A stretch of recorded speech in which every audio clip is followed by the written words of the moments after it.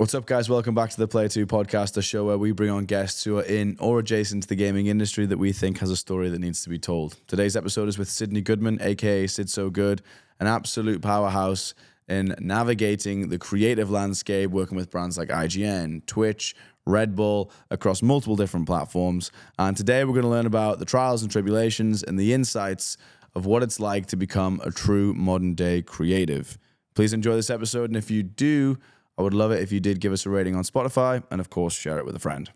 Enjoy. You've done it once or twice. Kind of unlock it, and then you move into the new imposter syndrome. It's like, exactly. What is the next thing that you don't believe you should be doing, right? Yeah, exactly. Well, and I like that perspective because I feel like maybe it's something where imposter syndrome, if you don't have it, then maybe you're not doing it right. You know, like maybe you're not pushing yourself enough. You're too comfortable. Do not take my word for that. But you know, maybe that's go a way. Looking for it. How do I get imposter syndrome? Yeah, right. Maybe that's like a good way to reframe it. Before we go into that, I just want to, because one of the things that before I start doing the research, I found obviously you have your own podcast that you did for a long time. I did. In the way that you train, that you're the first guest that when you knock in the mic, you reframe it and then you re-say the sentence that you were saying halfway through the knock. That's the first time anyone's ever done that. Yeah, because people don't have their own podcast. And then also there was another little nuance that when you went straight into the early days of college, you're like, wait, is that where you want to take this? Because you've obviously hosted. So you're in that mind. I have had a guest who hosts a podcast as well, and Andrew was 2 episodes ago, and he was exactly like that. He kept being like, wait, do you not want me to go into this? I want to make it as easy for production as possible. Like, no, dude, just go with the flow. Yeah. Well, so that's funny. I'll go back to the imposter syndrome thing, but to land on this real fast, it's funny because I think that is something that's helped me so much in my career because I am a host by trade. I think that that's probably the area of my career that I feel the most confident in. Right. So if somebody asks like, oh, what do you do? Or kind of, who are you? I definitely feel super, super imposter to be like, oh, I'm a creator. I'm getting a little bit better at that. But as far as saying like, oh, I'm a host, I feel you can't battle me. Like you could say whatever you want to me and tell me that I'm not a host and I won't be fazed because I feel so confident that I'm a host. Yeah. So I think that the reason I am a good host though, is because I worked behind the camera first. And I think that gives you such an important perspective on how to be easy to work with. That makes a lot of sense, and makes a lot of sense as to why you're like, okay, wait, I've got to do this. I'm going to check the line. Knock the mic. And it's fun. And I appreciate that. I think you can be a great host if you don't work behind the camera also. But I like the perspective that gives me when I come on set because I don't know. I guess I just like knowing things. Yeah, and you know the run. If you've produced it or if you're directed, you know what the run of show is, and you kind of like this all-in-one, which I've noticed about you throughout different parts of your career. If you can be a jack of all trades, it's going to support whatever it is you choose to do, no matter what, because you appreciate the other perspectives, and you become a lot easier to work with. So I think that's definitely good advice. Yeah, I mean, it's a huge thing about getting hired. Yeah, true. It's like you could be the best. Maybe if you're not the best, maybe you're like in the top 5, but you're horrible to work with. Like I've been in rooms where we are casting for things or, you know, when I was working at BuzzFeed or Red Bull and, or even IGN and like the conversation turns to like, okay, but like this person isn't on time for their call times or, you know, they're X or Y, just like if you're hard to work with, it's just a reason to not hire you. And it's so competitive now that it's like, you don't want to give anybody any reason to be like, nah, not her, you know? They have to spend time with you. Yeah. Doesn't matter if you're like 10 out of 10 because there's a lot of people that 10 out of 10 are doing the job. Yeah. It's like, okay, we have to spend 8 hours a day with this person. Do we like them? Do we like them? No, exactly. Doesn't matter how good they are. They can train to be good. Yeah. So that's a really good point. But I guess the reason I brought up Red Bull was this idea of like, there's always a reason to feel like an imposter, right? When I worked at Red Bull, it was like, I'm just a college student. I don't know. They were asking me questions about throwing like a nationwide tournament. And I was kind of just like, okay, why are you asking me this? But then you realize that there's these 2 grown men who don't know anything about Destiny. They don't know anything about the community. And that like, while maybe I wasn't this beacon of light that represented every person who's ever played Destiny, I knew more than they did. Yeah. And you're in front of them. And I'm in front of them and I'm here to answer their questions. But then I feel like when I went to BuzzFeed, I did content strategy at BuzzFeed. Specifically, I managed one of the Instagram handles, BuzzFeed Video, which was so funny because half my job was just like making memes. Love that. Which was really funny because I did not think I was very funny. So I was like, oh my gosh, I would just go on Tumblr and look for absurd pictures and then just type like, when you're late for work, ... And it's like a picture of like a crying puppy or something, or like a puppy who like ran into a glass wall. Like that was a portion of my job. Tell me about the catharsis of that though, because I used to do the same thing. Yeah, my first jobs into gaming was social media manager. I had no idea what I was doing. I never ran a social account at all. No idea. And I just had all it was just metrics. Can I get more views than last month? Can I get more engagement than last month? And memes became like the easy hit. Oh yeah. And I was like, yeah, cool, I'll spin up some memes. But when you do one and it works and the community Nothing quite like it. What a great feeling. It's like I curated this. Yeah, right? No, like I worked so hard, like the people, I get the people, you know? It's so funny. But so I handled the BuzzFeed video Instagram handle. And then the part of my job that I loved was I did content strategy for BuzzFeed Blue. It's called, I think, Multiplayer now. Right. And BuzzFeed Video, I split content strategy duties on there with a woman named Bo. Just dive into what that means for someone listening Yeah. who wouldn't know what a content strategy was for a company like that. Yeah, well, the funny thing too is that like it probably is completely different than the content strategy role at like some other company. Exactly. Because I feel like new media is kind of the wild, wild west. There's no standardized, for better or for worse, there's no real standardized positions. But so my role was I would help with brainstorming. Well, I would lead brainstorming and basically come up with our content calendar for these channels. So BuzzFeed Blue, when I was there, I think we posted Monday, Wednesday, Saturday, or Monday, Wednesday, Friday. I can't quite remember yet. But we'd post 3 days a week. And so there was a group of producers and I would work with them to workshop their videos to make sure that it was a good idea and that it was kind of optimized. And I mean, the producers at BuzzFeed were really, it's not like they didn't know what they were doing. Right. So they were coming in with great ideas and they had a good concept of storytelling. But my role was kind of to make sure that there was a cohesion and that aligned with, I also did a lot of like kind of data science-y type stuff where I was in the analytics. I was looking at where people were clicking off. I was noticing patterns on YouTube's algorithm. Like it was a lot of what I guess I do now as I'm like trying to launch this YouTube channel and a lot of what other content creators do in terms of just having a strategy for content. Yeah. So I loved that role. I feel like we all talked, there was 3 of us that were working on YouTube. And I remember all of us talking once and we were like, yeah, I don't know. What would you tell, if you apply for another job, like what would you tell people that you're doing here? And we landed on like creative director because it was all about kind of like cohesive look, a cohesive understanding and like translating that to production. But while I was there, I really went to BuzzFeed because I wanted to learn production. At that point, like I, streamed, but I think anyone who streams knows that it's so run and gun and you're just hoping that your stream doesn't go down. That's all you want. That's it. That's it. Because once it's gone down once, you know that is a fire you don't want to tackle again because it's stressful. When you're like, I had 20 viewers at that point. I want them all back. You come back at 2. It's like, fuck. Yeah. So I feel like learning maybe more quote unquote proper production or traditional production because like BuzzFeed had, a 3-point light system. They shot sound separately. So it wasn't just like in camera sound. There was somebody rolling sound and then you had like a camera op and then there was like a process of sending it to edit. If you were doing something with research, there was a research team that fact checked you. And so I think it gave me like a really, in some ways, really good backbone understanding of like, this is what like a more high end or high production, high touch, like content machine looks like. And I learned how to run sound. I learned how to operate a camera. I learned how to light a set. But I felt like an imposter the whole time because it was like, my job I'm not here to be because I'm a producer. I'm here because I asked everybody to teach me and I was willing to roll sound because no one here wants to roll sound. Yeah. Fair.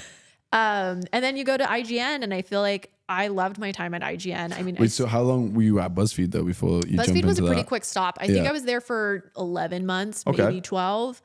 That's a good stint though, still. Yeah. That's like a long time to get a lot of production knowledge under your belt. And was the role the same the whole way through? You were kind of just jumping in. The role was the same the whole way through. Towards the end though, they started letting me produce videos myself. Which was awesome. So I got to be in videos while I was there, which was a goal of mine because I was streaming this whole time and I kind of was like, okay, I like being on camera. how can I do this more? Sure. And that was part of why I left Red Bull, because I loved working at Red Bull. But I left because they had a pretty strict policy that I wouldn't be surprised if it's still in place. Just if you're an internal employee, you can't appear on camera. At all? Like nowhere else? Not for anything that would be like an external, not on behalf of Red Bull. So it's not like Red Bull, if I wanted to host something, they wouldn't consider me for a hosting job for any of their events. But you could still stream and do your own thing on the side. I could stream and do my That's okay. That's not too bad. Could you have done hosting jobs for a different company? That's a good question. Yeah, I would doubt it. Probably not like GoPro. Yeah, true. You know, definitely not competitors. Yeah. But maybe if it was, I don't even know if it was within gaming because they had a gaming division.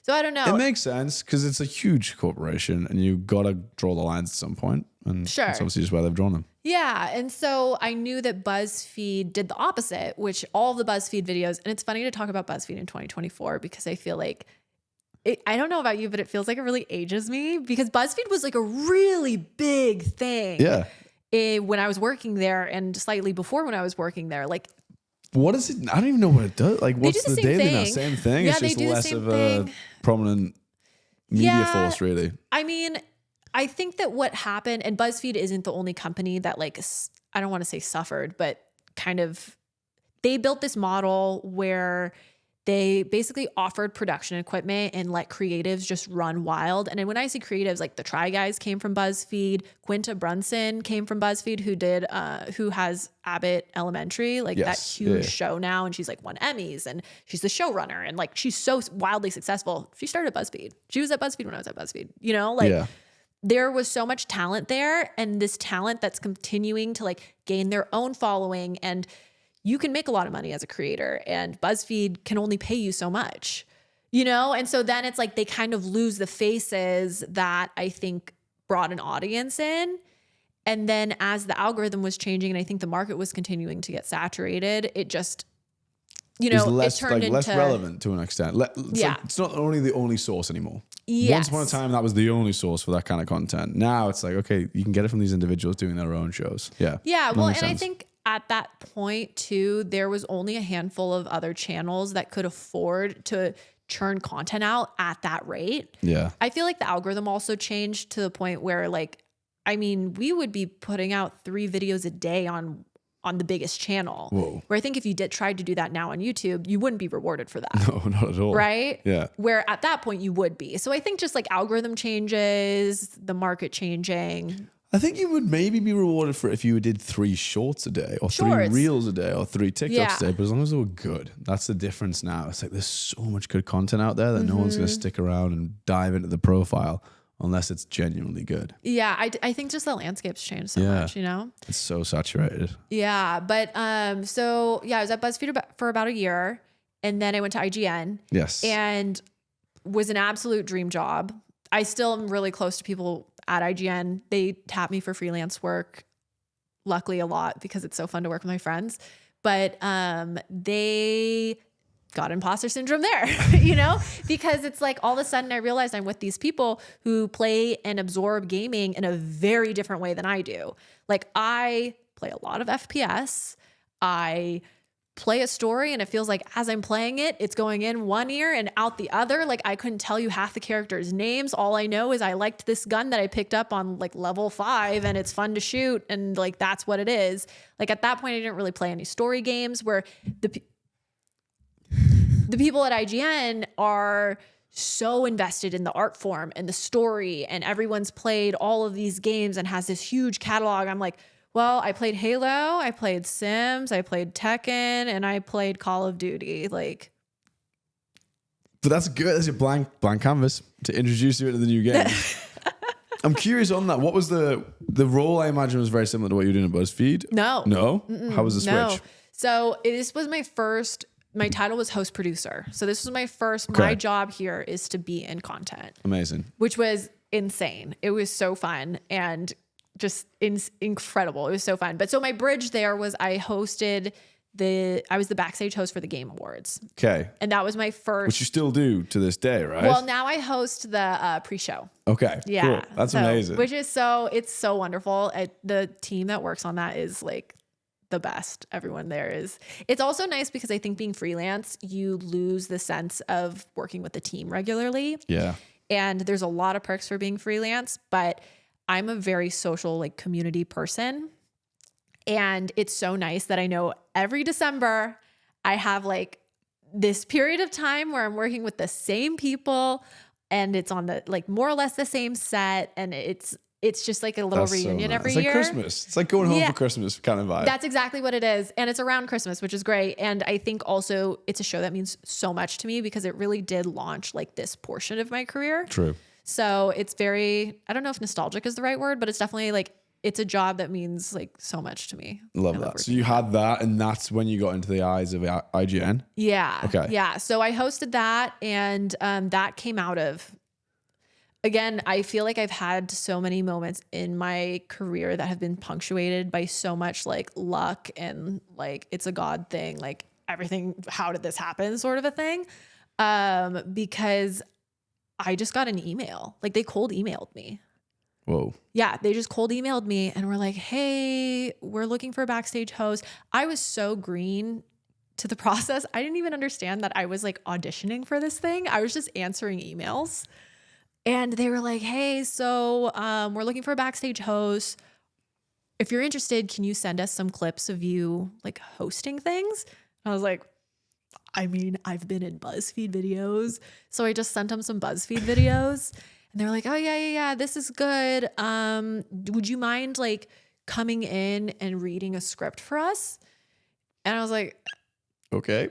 yeah, like that sounds good to me. I don't know. Like, I think at that point I thought I got the job. I didn't even realize that they were talking to other people. Right. I was just like, okay, yeah, I'll come in and read a script. That's fine. And I came in and there was like this room of people and they just gave me this printed out script and I was just reading the ad reads.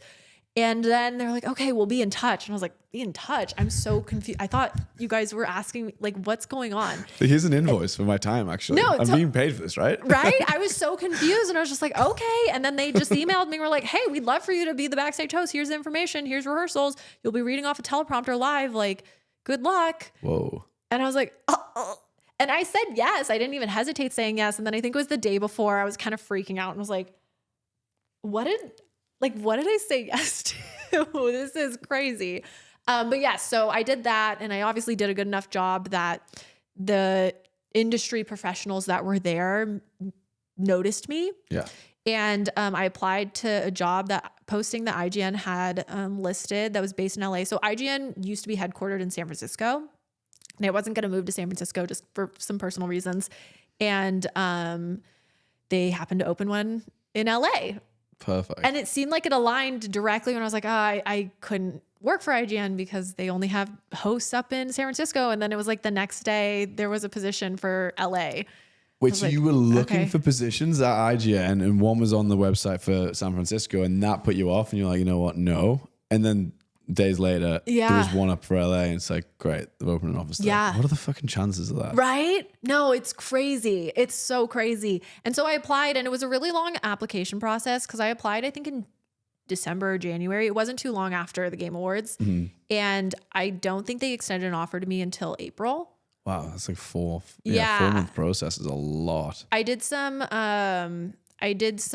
freelance work for them that they did pay me for, but I'm sure was part of like the audition process. Yeah. Like I did some packages for them.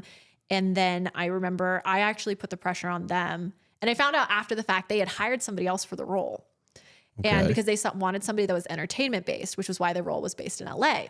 But BuzzFeed was trying this thing where they were assigning people who were creators within the company to like, I think they were like 2-year contracts, right? To where it was some sort of like scratch my back, scratch yours promotion sort of a thing. I don't really remember what it was, but they asked me to sign it.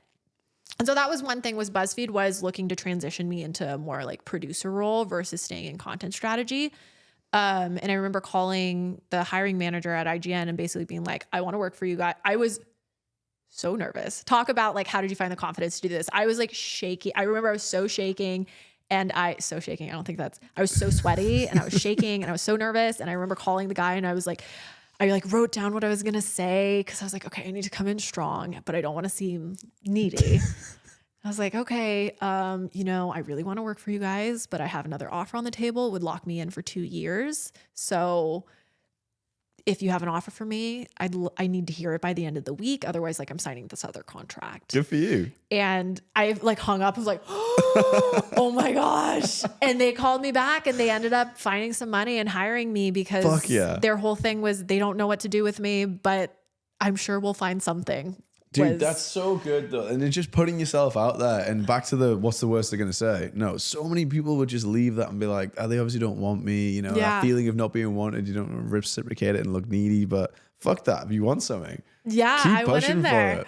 But so yeah, then when I was at IGN, I felt like such an imposter because everyone plays games and absorbs games this one specific way, it felt like. And then there's me, and I'm not even that good at first person shooters. Like I just like them, you know?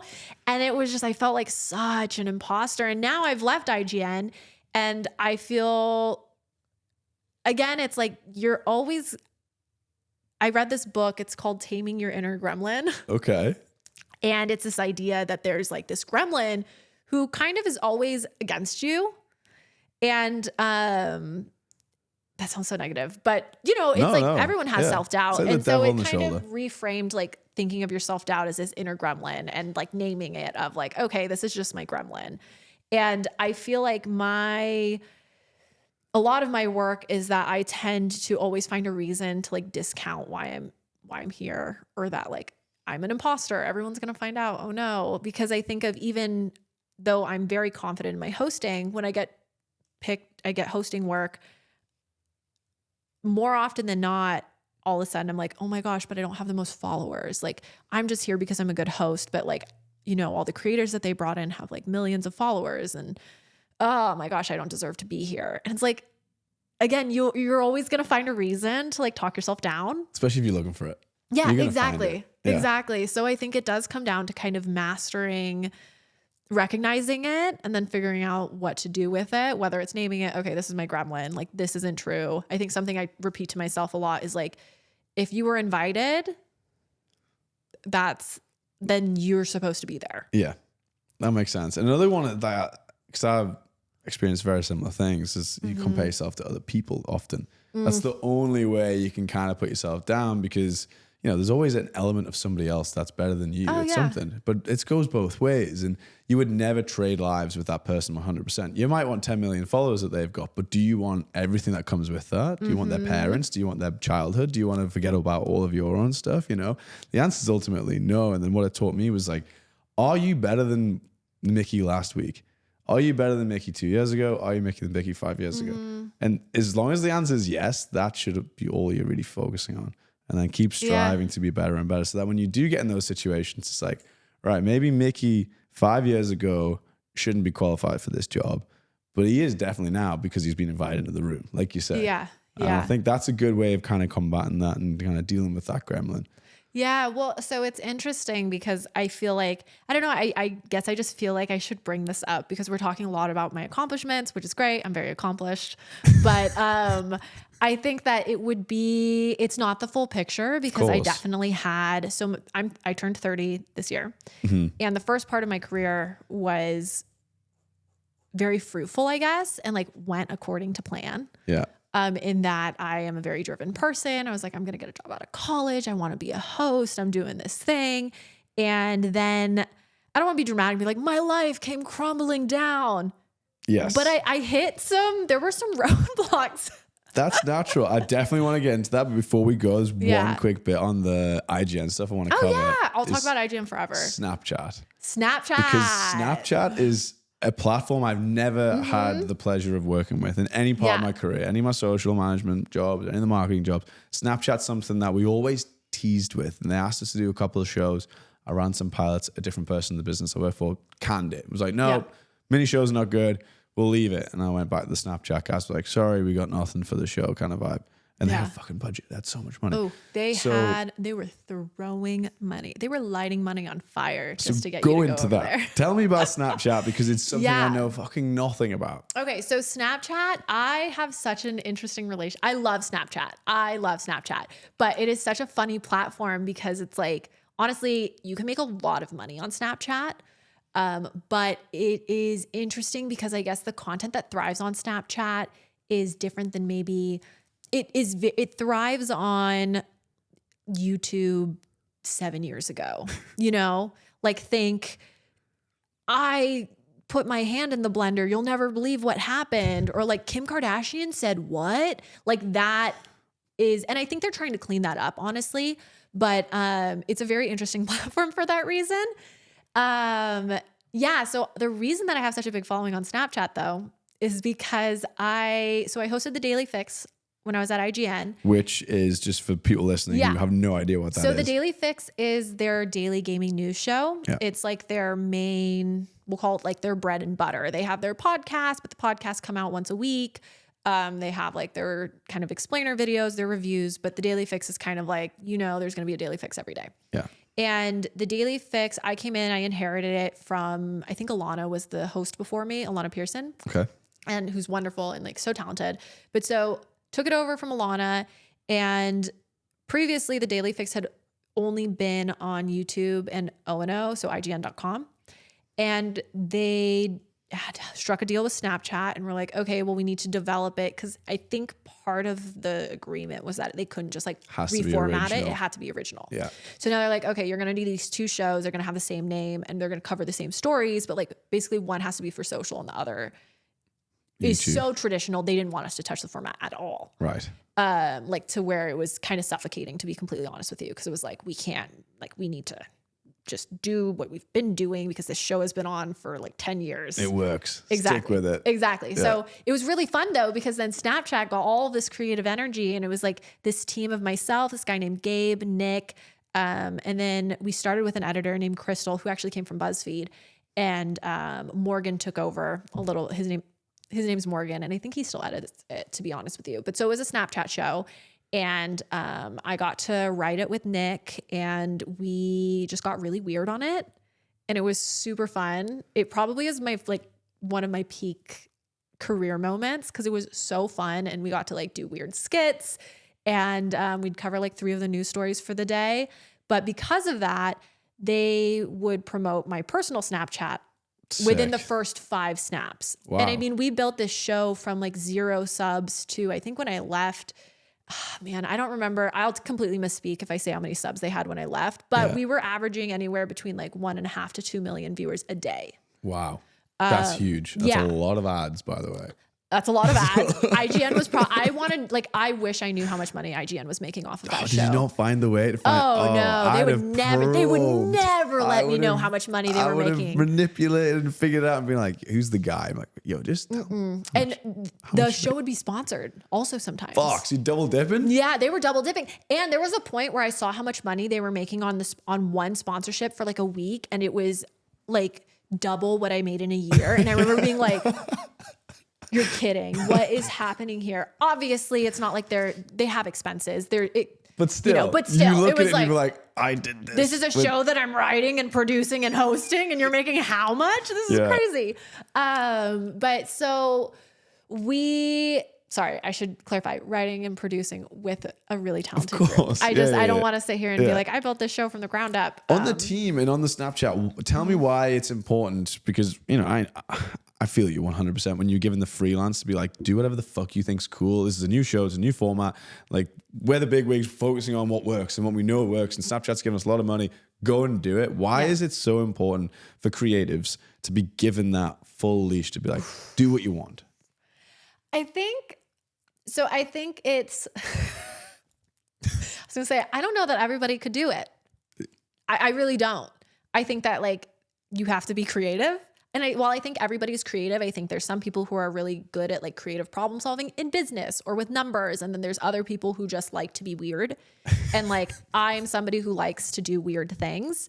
So I think that like it worked out well for everybody because like I was very weird. Gabe has a weird sense of humor and Nick has a weird sense of humor. And both of our editors through that tenure have like a good, weird sense of humor. So it's like we all had kind of this weird offbeat internet vibe.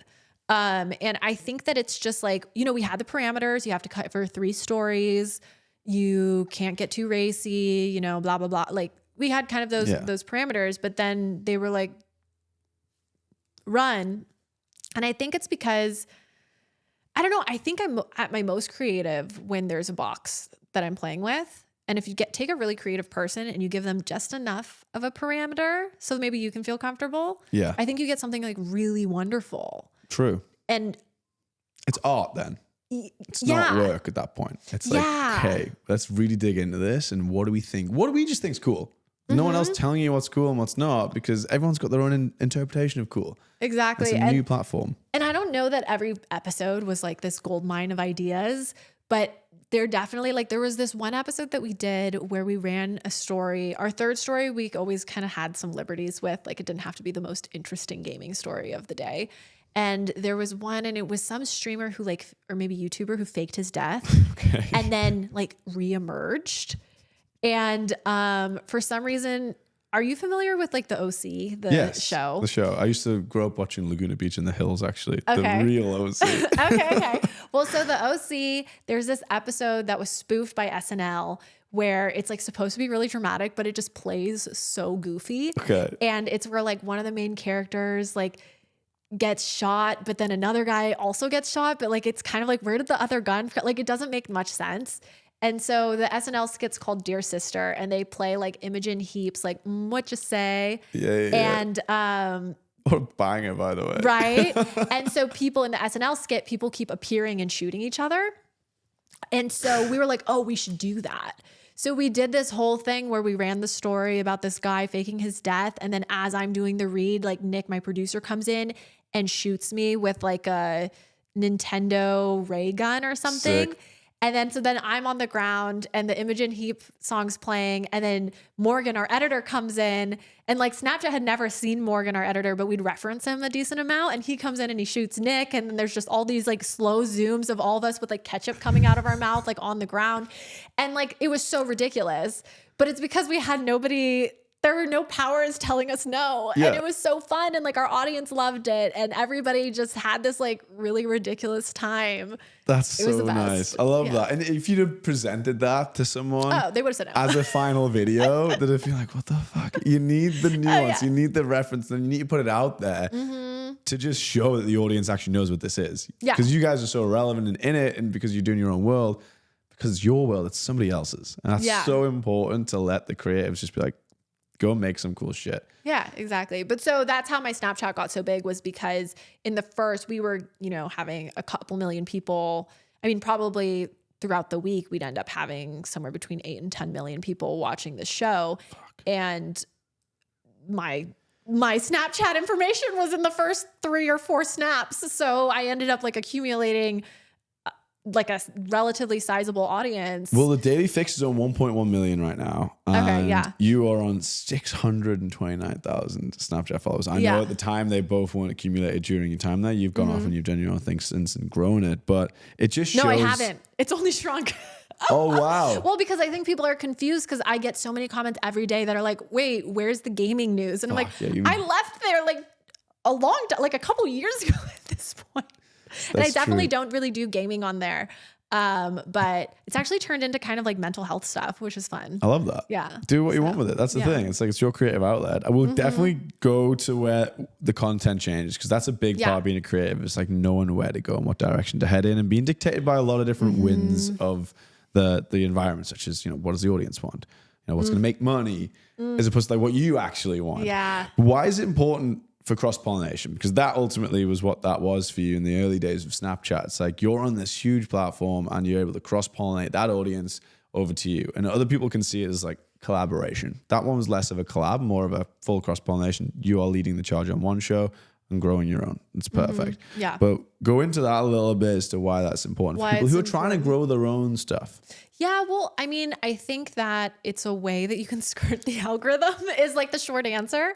If you can, I think it gives you a little bit more creative freedom in those types of videos, especially if, I don't know, you have like a good friend or somebody who maybe has an audience, or you're working with a brand that has an audience, and like you have an idea that maybe isn't algorithm friendly, we'll call it, or especially because when you're a small channel or you're just starting out, like thinking about the algorithm, fortunately or unfortunately, is something, if it's important to you to grow this rapidly, like it's that is an important aspect of growing it rapidly, is considering the algorithm and considering what's in meta, right? And sometimes that doesn't align with what you want to do. So if you have an opportunity for cross-pollination or for collaboration, then I think that's when you kind of get to be a little bit more pure in the art form. That makes sense. And before we jump into your direct art form, just one last thing I want to hang up on when you are working at IGN, because, we've talked about the successes. We've talked about how much fun it is for you, which I think is great, but you don't often see the negative sides or the hardest parts of the job, because they don't make it on camera, obviously. No. What were some of the difficult things that you were going through during that time, or things that during that business structure or whatever that you found tough that other people might be out there finding similar? Yeah, I mean, and I'm going to say everything that I'm going to say like very honestly, but I loved working at IGN and I'm really grateful for the opportunity. Again, I'm still good friends with a lot of the guys there and women there, but like a lot of the, like I go back and do freelance work with them. So it all on good terms. But I think the reality is like a job is a job is a job. Yeah. If it was wonderful, and I think when people are like, work your passion, I would say I'm very passionate about what I do, but I still like at least 50% of the days, it feels like a job. Okay. That's just, there's that pressure it's of just like what you it have is. to do it. And when you have to do something, it's very different to like, I'm choosing to do this. Yeah, exactly. I think if you were choosing to do it, then that's super lucky. Like you hit the lottery. Yeah. But I think it was challenging because at that point on a personal level, to get to that point in my career that quickly. So I graduated in 2016 and I was at IGN like as the face of this show in 2018. So 2 I love years. how I'm nodding. I'm like, yes, 2018. Because It was really fast. Went through everything. Oh, you're like, those are the dates. Right. Yeah, those are the dates. Yeah, so it was really fast. And the reason that happened was because my entire life was work. Everything I did, I worked. And like for context, when I was working at BuzzFeed, and I say this because this is like the most extreme example, I did not live near BuzzFeed. It was about an hour commute. And I would wake up at like 5 a.m. to skip traffic so I could get to the gym next to BuzzFeed. I would go to the gym for like an hour, get ready in the locker room, go to BuzzFeed. I'd be there from like, I don't know, 8:30 until like 5:30 or 6, get in the car. It's like an hour and a half commute home. I'd get home at 7:30, eat dinner real quickly, say hi to my then, I don't know if I was engaged or married at that time, but like my partner of the time. And then I would start streaming at 8 and I'd stream from 8 until 11. And then I'd get my stuff ready. I'd pack my lunch. I'd go to bed, and I'd do that every day. Wow. So I did not have time for friends. I did not have time for hobbies. I eked out a relationship. And I think that isn't healthy. Yeah. I think it's hard because when people ask for like, how'd you do it? Or like career advice, it feels very hypocritical to be like work-life balance, because I think I'm in a privileged position where I can say that. But like that grind it worked for me. I ended up getting really ill for a number of reasons because I was just too stressed out and never relaxed. But I think that was part of it. What's the original question? The original question. Oh, the hard parts. Yeah. So I think schedule was hard. Right. There were times where I had a show that we would shoot once or twice a month in San Francisco. So I would fly up to San Francisco, first flight out, last flight back, and then I'd have to shoot the Daily Fix the next morning. So I'd have to be back in the office like nice and early so I could write it with Nick. So I think the schedule was just really intense and it was very all consuming. I don't think that had to be the case. I'm sure I don't know, if for some reason I was back there right this second, I'm sure I could negotiate both in like soft and hard terms of like, okay, it's important to me to have more balance right now. Yeah. So I think I'll shoulder some responsibility there. But you don't know yourself at that age. And I think that's common for a lot of people. You don't know what your body needs. You're younger. What your body needs is a big one. Yeah. Like you don't really think about those things. And it's just, especially when you're in this hustle and bustling career and this wonderful world of doing something that you love doing. Yeah. It is a privilege. You can very easily just go full send at it. 100%. Redline the life out of it until it's like, it snaps, because you don't really think about it until that point sometimes. Well, and so speaking of the snap, first, I think the other hard part is the financial piece of it. Okay. Is because I think that you trade. So I had an agent the second year I was at IGN, I think was when I signed with UTA. And he negotiated my contract the second year and got me like a very substantial pay bump. And even then, like it was way more than IGN wanted to pay me. And kind of, again, that BuzzFeed model that I referenced where it's like, if you're a smaller creator, you don't really have leverage. You're just coming in and then all of a sudden you become really important and they're selling sponsorships against your face. And you're kind of like, well, wait a minute. And then at that point, I started making money on the side for brand deals and kind of saw how much money these brand deals actually were making. Calculates your worth as well. Yeah. And so then I'm kind of like, well, wait a minute. I'm coming in from like for these hours and I'm doing all this work for you and I'm making this much for the year, but I just got a brand deal where I did that exact same thing and put it on my Snap or like on my socials. And I just made what I make in a month in like a week. Like not even a week's worth of work. Yeah. So I think, there's definitely a trade-off. I mentioned earlier, freelance is great and freelance is not great sometimes. And I think part of the great is when you're working for yourself, and especially in this industry, you can make some like really big bundles of cash. The not great part is it doesn't come consistently. You never know. Where the trade-off, you're working for somewhere like IGN and you're getting to do something you're really passionate about that's nice and creative, but you're not getting paid as much as you could be if you were working for yourself. Exactly. So that's something. But I had a stalker, Whoa. which was a big thing that happened. You are the third female that I've had on the show, and you're the third female that's had a stalker. Yeah. It's something that that's not true. People definitely talk about it, but I think you just never think it could be you. Yeah. Because I think when I want to say Brooke AB was posting about her stalker, and I know that Alana was posting about her stalker, Alana Pearson, the one who had hosted before me. Yeah. But you just are like, oh, like that obviously that sucks, and I'm sad for this person, but like, you don't think about people don't get stalkers. What does that actually mean? And like, it's a very broad term. Mm-hmm. What is a stalker? What did that mean to you?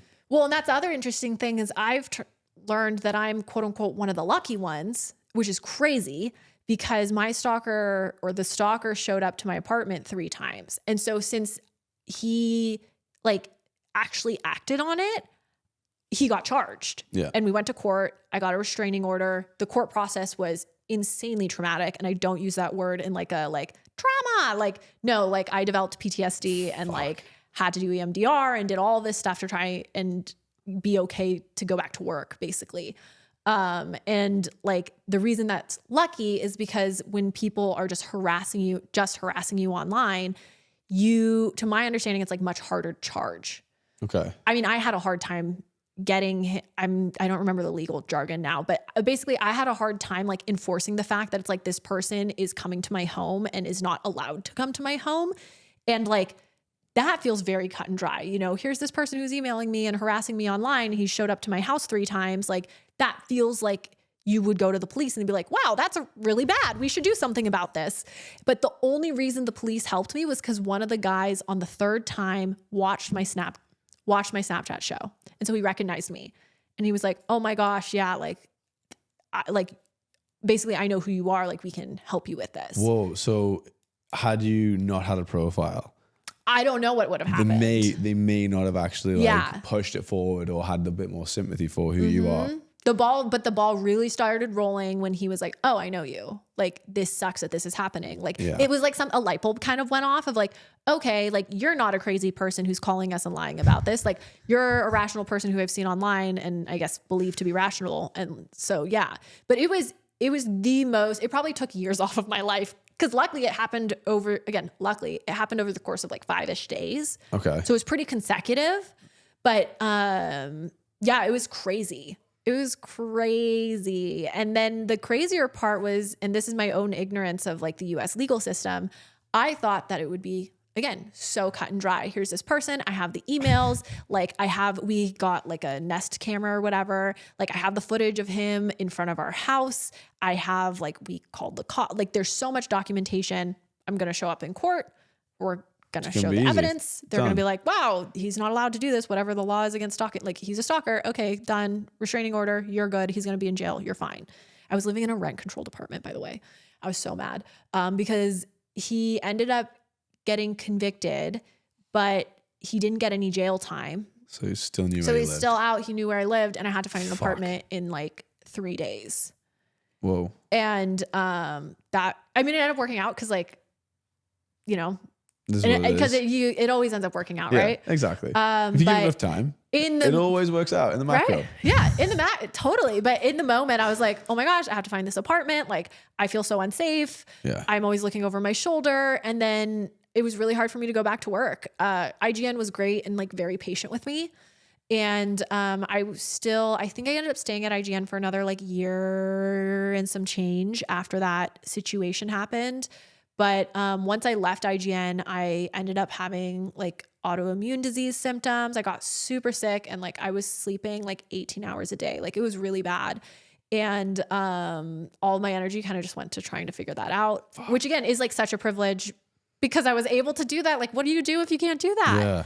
IGN was so flexible. And then the fact that like the pandemic was happening, it was kind of easy for me to hide it. Oh, it was during the pandemic, So when I got really sick, it was during the pandemic, which was a little bit after That's the saving grace at least. Yeah.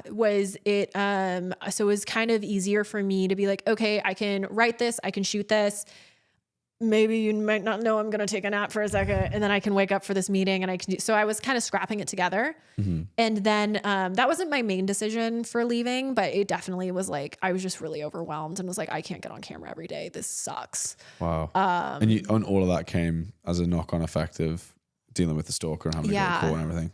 Yeah. And it's just funny how like, I guess your brain works and how your body works because I was super okay until like I wasn't. You know, like I felt like I was just like, go, go, go. The hearing was in October of 2019, I think. And is that right? That can't be right. It doesn't matter. Whenever it was, it was in October. And then I remember my first symptom, which like looking back on it, I'm like, oh yeah, that's what that was. But I got super sick at Thanksgiving. So it was like kind of the first break where it was like I had some time off work and I went home and I got super, super sick. And I was just kind of like, this is so weird. And then I got like a little bit better, but I never quite got better. And then it felt like every month I was just getting worse and worse until kind of that April when I feel like everything just was like so unmanageable. And then, it's crazy because I feel like through a series of a lot of therapy and like EMDR, which is, I don't know what that stands for. I don't know what that is. But it's crazy. Oh my gosh. Let me tell you. Yeah, it's nuts. I don't know. Definitely, if you're listening to this, fact check me on this because this is one, only my experience, and two, I might get like the science wrong. But you follow these two dots on a screen. And so your eyes are going from left to right. It's activating both sides of your brain. Okay. And it's like you hallucinate. It's so crazy, but your eyes are open. Sounds nice. Is it nice? At the end, it's been nice. It's really intense. But so for me, part of like my trauma or the thing that I was having an issue with was as much as the stalker thing, it was the courtroom because I felt like so unprotected by our justice system. I got ripped to shreds. I didn't know what cross-examination was. Oh, fuck. Which is where basically you'll be called to the witness stand and the person who's like on your side or like kind of fighting your side of it asks you all these questions and like you give your information and then you get cross-examined. Ammo for the opposing team. Exactly. So then the opposing team comes up and they basically just tell you and try to appeal to the jury of like why you're not credible, why you're wrong, why this, like everything you said is a lie. So they're just trying to discredit you. And so it's their job to do that. Yes. And they're good at it. I got fucked. torn to shreds because I had no idea. And as you can probably tell, I'm an open book. So she's asking me questions. I'm like, da, da, da, da, da, da. Yeah, of course. This is all the information. Da, da, da, da, da, da, da. And I got like, it's insane. I won't totally go into it, but it's crazy that this is allowed. Cause it was like, he was pulling up pictures of my Instagram and was like, look, she's like, essentially he'd say like, she's a slut. She just wants attention. And like, now she has attention and she's like, just doesn't know what to do with it. Like, it was insane. And you can't respond. You can only respond with yes or no. Oh, that would infuriate So then I'm just sitting there watching this happen. So for EMDR, part of my issue was this whole court situation. I felt so helpless. So I started by thinking about this court situation and then your eyes are just darting back and forth and it's like a dream. And then all of a sudden your brain just takes it all of these places. And it's like you maybe from the court scene, you see it from third person all of a sudden. And instead of answering the questions, you stand up and you leave the courtroom. And when you leave the courtroom, maybe you get hit by a car, but then you stand up and then the guy out of the car like shakes your hand. And then you realize that like you actually had the power all along. Like That's what EMDR is like. meme It's crazy. development. No, truly, but it's like your brain processing how it stored the memory of like the trauma. Wow. Yeah, if you want to learn perhaps a more accurate version of what I'm talking about, there's a book called The Body Keeps the Score that talks about EMDR. But basically, I did a ton of EMDR to kind of get myself back into a headspace where I felt safe, I guess, and like comfortable. That's coming amazing. back. I'm going to write that down. The body keeps the score. Yeah, it's really intense. It does. It feels like that. Yeah. Well, so EMDR, I think, was originally came about because for veterans with PTSD, right? I think was like the first application. And then you realize, wait a minute, there's a lot of things. There's a lot of people who can benefit from this. Wow. Yeah. So that was like the tail end off of your time at IGN. I know you were saying, and I want to jump in because IGN was like professionally being a gamer. Yes, right? a professional gamer. Was. Like you are professionally in the world of being a gamer. But if you strip that away, if being, doing gaming for your job wasn't a thing, where did that come from? Originally, what got you into gaming? Oh my gosh, gaming. Gaming, I feel like was like my first coping mechanism. Okay. So my dad's a gamer. Right. Big gamer. He still plays games. He plays Fortnite with my brother and my cousins every night at 8:45. And if they need amazing. to fill, then I'll jump in and I'll fill for them. They play online now? Or They play online. Started local at the house? That's They have their awesome. Discord server. So my dad's a really big gamer, and I might start crying here, by the way, because I just love my dad and my parents so much. But so my mom told me that like, I'm the oldest in my family. I have a younger brother. Okay. As soon as she got pregnant, my dad was like, as soon as this kid can use their thumbs, like they're playing games. He was determined. So he got me a Nintendo 64, That's Christmas 2000. And what were the games? I think it was Pokemon Snap, which is one of my favorite games. Amazing game, by the way. One of my it took me favorite. so long to realize, like, oh wait, I've got to go back and replay the missions with my new powers and the poker flute and everything. What a game. Yeah, I was really excited when they brought it to Switch, but I wish they would have done a remaster or like had the old maps on there. Yeah. But anyways, so yeah, I would watch him play. He had an original PlayStation, so I'd watch him play Tekken and like Crazy Taxi. And sometimes he'd let me play, and then he got really into Halo. So he would play Halo like outside of my bedroom door, and I'd always make him wear the headphones because the music scared me. And then eventually I got brave enough that he'd let me watch him. And so he'd do the campaign and I'd kind of watch him. And then he got me and my brother really into it. And so when Xbox Live became a thing, 2002-ish, my dad... I remember we had like a family meeting of like, what's our gamer tag going to be? And I remember laying on the ground and my brother was there. My mom was there. My mom didn't really care, but she was part of it. And my dad's like, what is it going to be, guys? And, what was the first one? Oh, Bolting Bad Dog. Bolting Bad Dog. Yeah. Bolting Bad Dog. I think cause we wanted Bad Dog. And it was taken. So it just added bolting to the front or like suggested it. And we're like, okay, that's good, I guess. That happened to me when I did my RuneScape one. I was a young kid and I wanted to go and like terrorize people, kill everyone. Yeah. And like kicking ass was like the term at that age because you can't swear. So I wanted Ass Blaster. As a naive child. Okay. Did it let you have it? No, thank God. It was like Ass Blaster's taken. I was like, oh, is nice it? Try.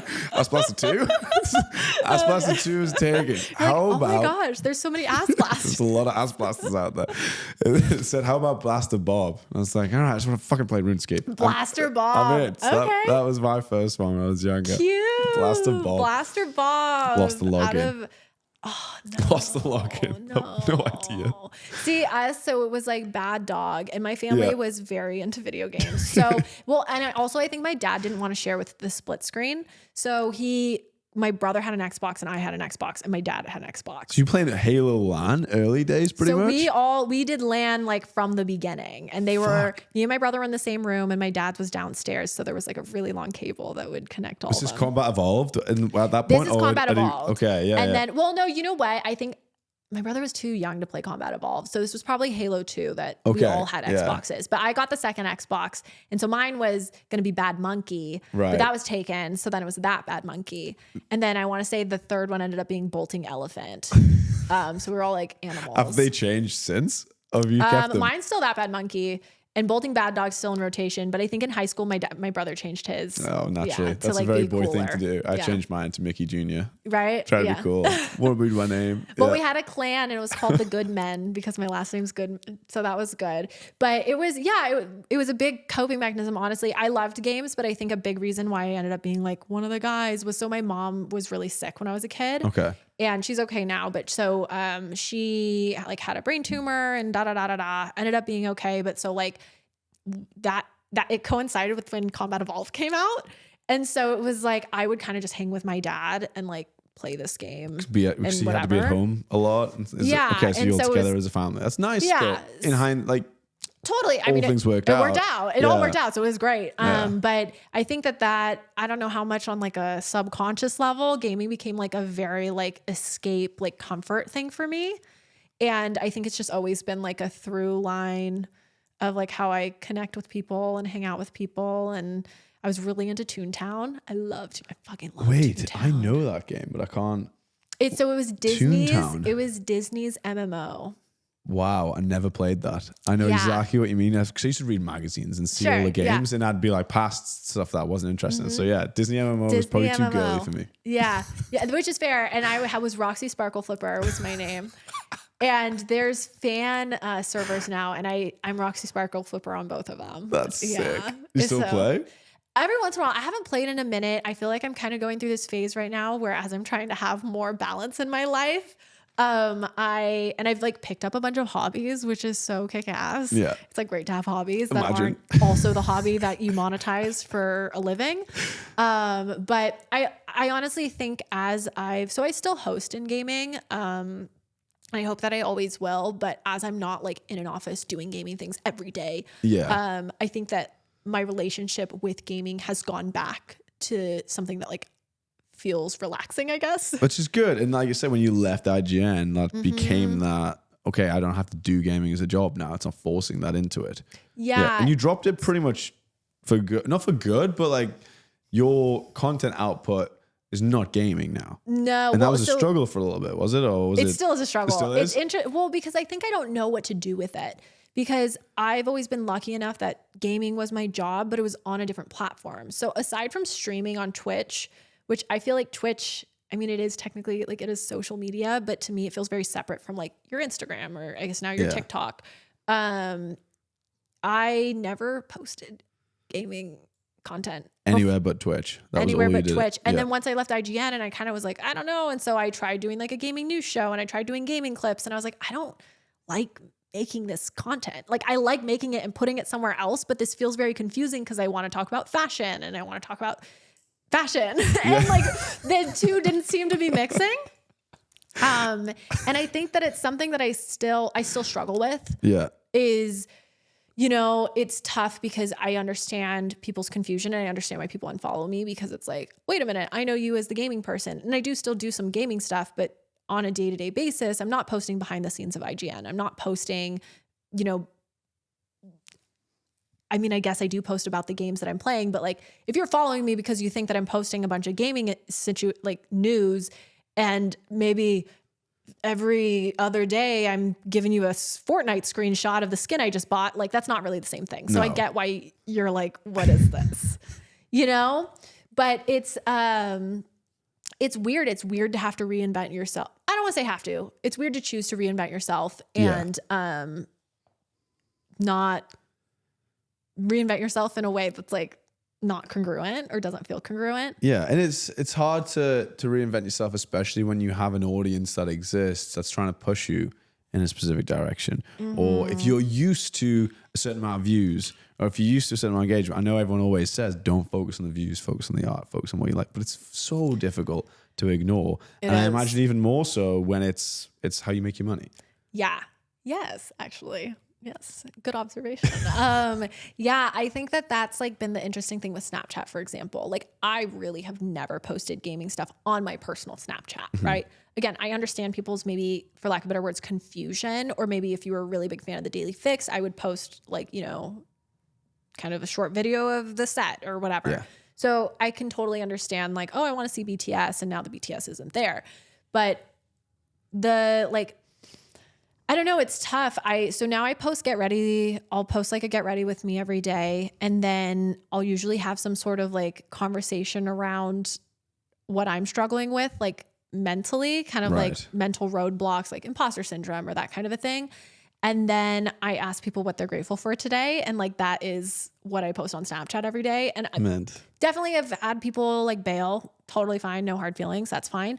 And it is like, I don't know. I think it gets into this weird area where I don't know how to say this. There's a lot of men that follow me and that's fine.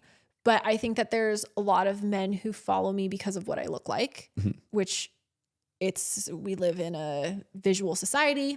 Sure. Yeah. Okay.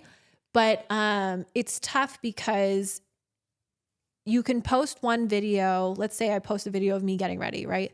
And it goes to a female audience. No one's thinking twice about, if there's a shot of me putting my pants on and you see some leg. Exactly. Versus if a male audience sees that, it's like, ooh, like so sexual. And it's like, well, it's the same. It's just like two different interpretations, right? Yeah. And so I think that's something that I've struggled with a little bit is because I think especially after the stalker, it feels like I don't want there to be like a consequence to this. That sucks. It's second guessing your own creative just based on somebody else's opinion of that creative before you've even made it as well, which I think's tough. And I think the other hard thing that I kind of get in a little bit of like a tizzy with, I don't think I've ever said the word tizzy. I know exactly what you mean though. It's a good word. Yeah, it's a great word. But maybe I'll like add it to my vocabulary. But I think the hard part is I don't mind as much as like if people are sitting here sexualizing my get ready with me content, it's like you put the art out and people are going to do with it what they're going to do, which hopefully isn't disgusting. But I think the hard part is I get in my own head about like, okay, well, I don't want this to be pushed in the algorithm to other people who are looking for sexual content because like that's not really my intention here. Yeah. And so that's where I get confused is then I'm like, but then if you're not putting it out, you're never going to hit the audience that you want to try and hit. So I think the solution is you have to be relentless. Yeah. And I think this goes for, I feel like as a content creator, I'm very much still on my journey. So I don't know if I'm at liberty to give advice, but I think for any hard goal is like, you have to be relentless. Like you just have to keep putting it out there because similar to if you don't ask, the answer's always no. If you don't put yourself out there, you're never going to get closer. Yeah. No, you're right. And I would just like to say, I've met a lot of people that are in LA. A lot of people in LA make content that is for the male audience and they know what they're making and they put it there. And some of these girls are friends of mine and I follow them because of their friends. And I've watched one particular girl go from 30,000 followers when I first met her at Paddle, and she's now on 500,000. She definitely leans towards that audience. So I know exactly what that style of content looks like. I'm a male. I've got eyes. I know what's going on. And I will look through your content when I'm actually doing research for you. I can safely say like it's purely just sick outfits. Thank so you. You've towed that line really well. I appreciate that. If that's a conscious thing that you've curated, you've done it very, very well. And I honestly think it's done. I think it was on Snapchat when I was finding it, but it's sick and it's consistent. And you look through and you know what you're going to expect. It's like, okay, yeah, what is this outfit going to look like? You go through it, you discuss it correctly. You've got the right background knowledge of what you're actually going to wear before you end up. And it's not just, here's me, cute music, cute outfit, and I'm starting my underwear and poof, I'm on. Yeah. That's cool if you want to make that. Sure. But if you are conscious of that, and that's something that's dictating how you make it from me as a dude, if it means anything. I appreciate that. Thank you. It's cool. So, thank you. I appreciate that. Yeah, I think that it's just, again, I can't remember if we talked about this book or not, but because I feel like I keep bringing it up, which is such a good sign for me to reread it, but it's the Rick Rubin. I have that written down. Yeah. What's the name of it? The Creative Act. The Creative Act.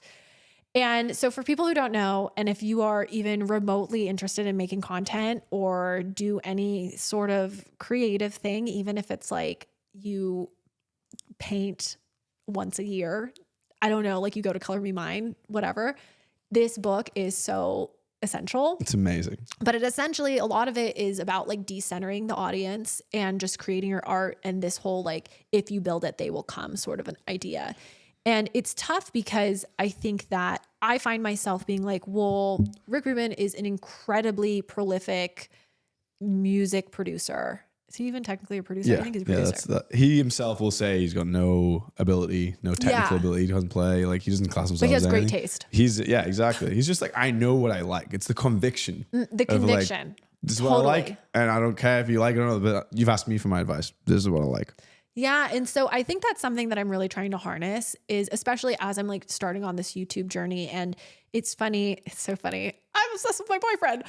Because I was like, I'm not going to bring up my boyfriend, but here we are. So Brandon, I date this guy named Brandon. You know Brandon. Brandon's great. So he's a YouTuber and has a business, but he came up as a YouTuber. So it's really interesting though, because we go about content to very vastly different ways. And I bet he knows that inside out as well, the YouTube side of it. And it's like, because if you want it and you know it, it's there for you. If you want to create a certain way, that's dictated. But if you want to be artsy with it and do your own thing and get creative and do something new, it feels lost. You're so lost. Well, and it's funny that you say that, because I think that it's like, we both love the act of creating a long form YouTube video, but we love it for different reasons. So he loves it because he loves like understanding the algorithm and the strategy behind it, and the guess and check and the optimizing and A/B testing the thumbnails and looking at what is working in all the other niches and how can I apply that to my niche. He makes Pokemon Go YouTube videos, and I guess he makes Pokemon trading card. Whatever. He is Ash Ketchum. He does a lot of things. I'm dating Ash Ketchum. My summary is he's Ash Ketchum. He definitely also has the kind of like the vibe, the like, but that's what he loves about it, right? And it's worked really well for him. He's really fucking good at it. On the other hand, I guess I'm trying to find the balance of, to be honest with you, I want to make money off YouTube. That would be great. Of course. And by that would be great, I have goals about YouTube paying my bills. This is what I'm aiming for. But I also want to make videos that like feel true to like where I'm at and what I'm thinking and see it more as like a creative art form.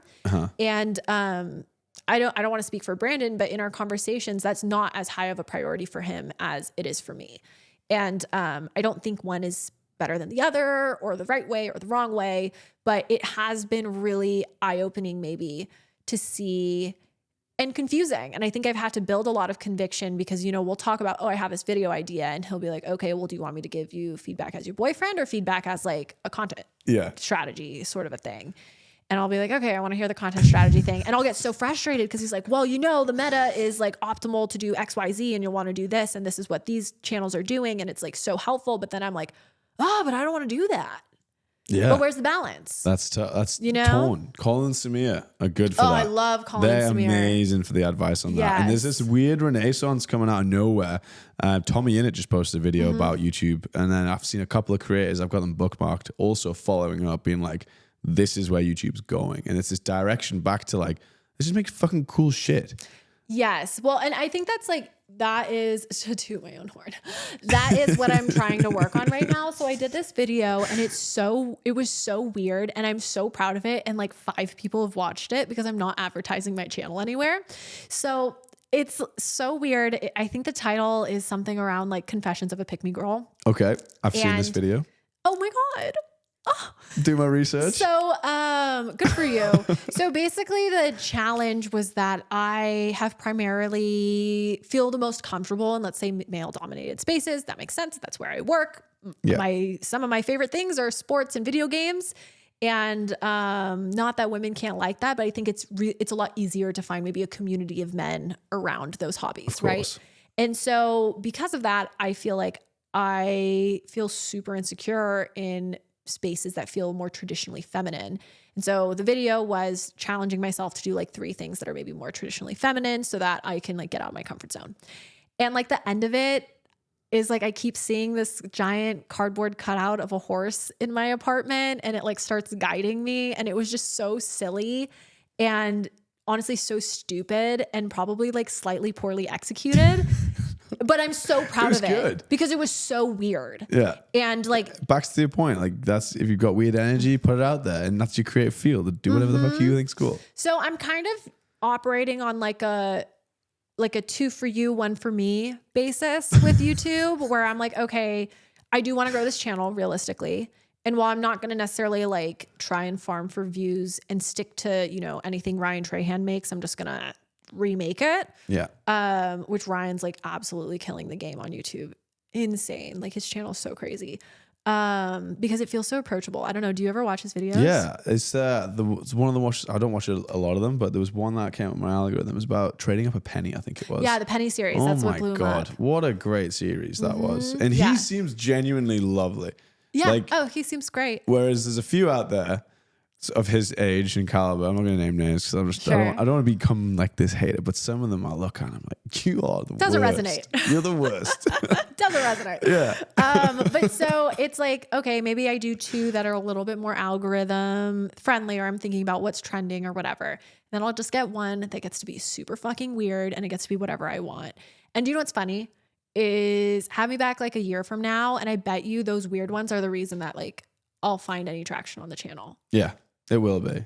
But I back that based on the whole Rick Rubin element. And we both know it pretty well. I use that as a Bible, by the way. If I'm ever feeling a little bit lost, I'll be like, what's Rick saying? what does Rick think? What's Rick thinking about this? I've not finished it. I've got maybe a 5th left. It's so it's good. because I only go to it when I need it. Okay. And it's the always trick. right. So if you have Spotify Premium, the audiobook is free on there, and he reads the chapters, and they're like 2.5 minutes long. Yes, that's why I like it, because you can burn through it. Everyone read this book. But yeah, if you're listening, that's the biggest piece of advice out of this. If you want to be creative, if you want to do your own thing, that book is genuinely the Bible for those people. Because the best thing I got was, and kind of like broke my ego down a little bit with ideas specifically. He's like, that's not your ideas. They're the universe's ideas. And the way that the universe is aligned right now is that it's planted that flower into your mind for you to make right now. If you don't make it, cool. It's somebody else's. They'll make it further down the line. It wasn't actually meant for you. It just passed through you. I love that. That's like, fuck, he's so right. The amount of times I'll come with a concept or an idea and I'm like, this is going to be sick. And then I'd never make it. And then I'll see somebody else do it and it does well. And once upon a time, I'd have been like, fuck. That was my idea. Now I I'm should like, do that. Yeah. I'll reach out, I'll follow them like, this is fucking sick. If you ever need help, like let me come and be involved as an extra, hold account. I love this. And I think that's such a good piece of advice too, is like being a genuine fan of other people's work and like letting people know, because more often than not, it turns into a like, if you need anything, like I'm your guy, and then something down the line happens and then you are involved. Like, I think again, this theme of putting yourself out there is so important. Yeah. Because it's like, did that today. There's a guy who's playing GameCube from different locations in California. Oh, he's on sick. 8,000 followers. Guarantee you that dude's going to be on 100K in like 2 weeks. It's sick. fucking awesome. How does he choose? He sets up a blanket. He's got a little anchor and he puts his CRT TV down. I've got one up there. I've got everything to do it.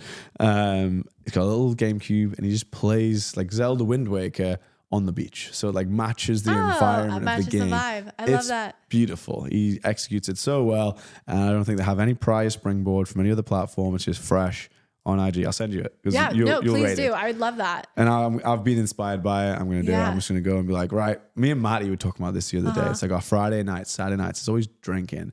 And we go out, we get shit faced and we're looking for girls. And it's like, great at the time. The next day, you're like, what was that? Like, why don't we do something different?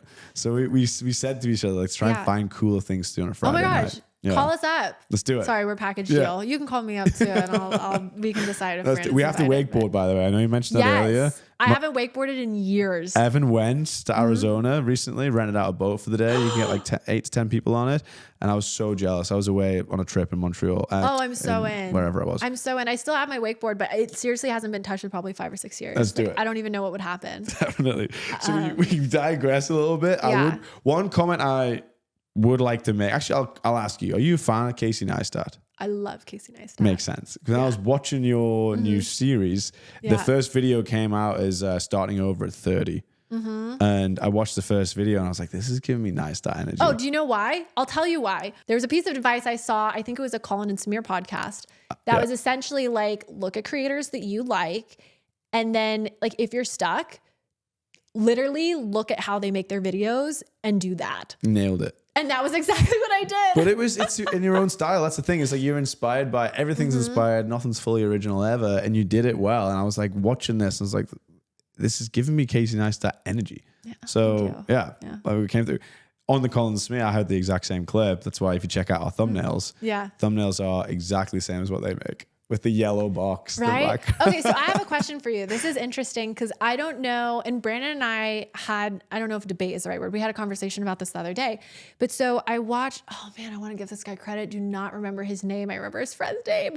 So there's Drew Gooden, I think is his name. He does kind of commentary videos on YouTube. They're like comedy. And he also hangs out with Curtis Connor, who I also really like. And then there's a third guy that like they're all kind of friends, and I don't remember the guy's name. I think his name's Danny Gonzalez. I think. But anyways, I watched one of his videos that was about the king of copycat content. Right.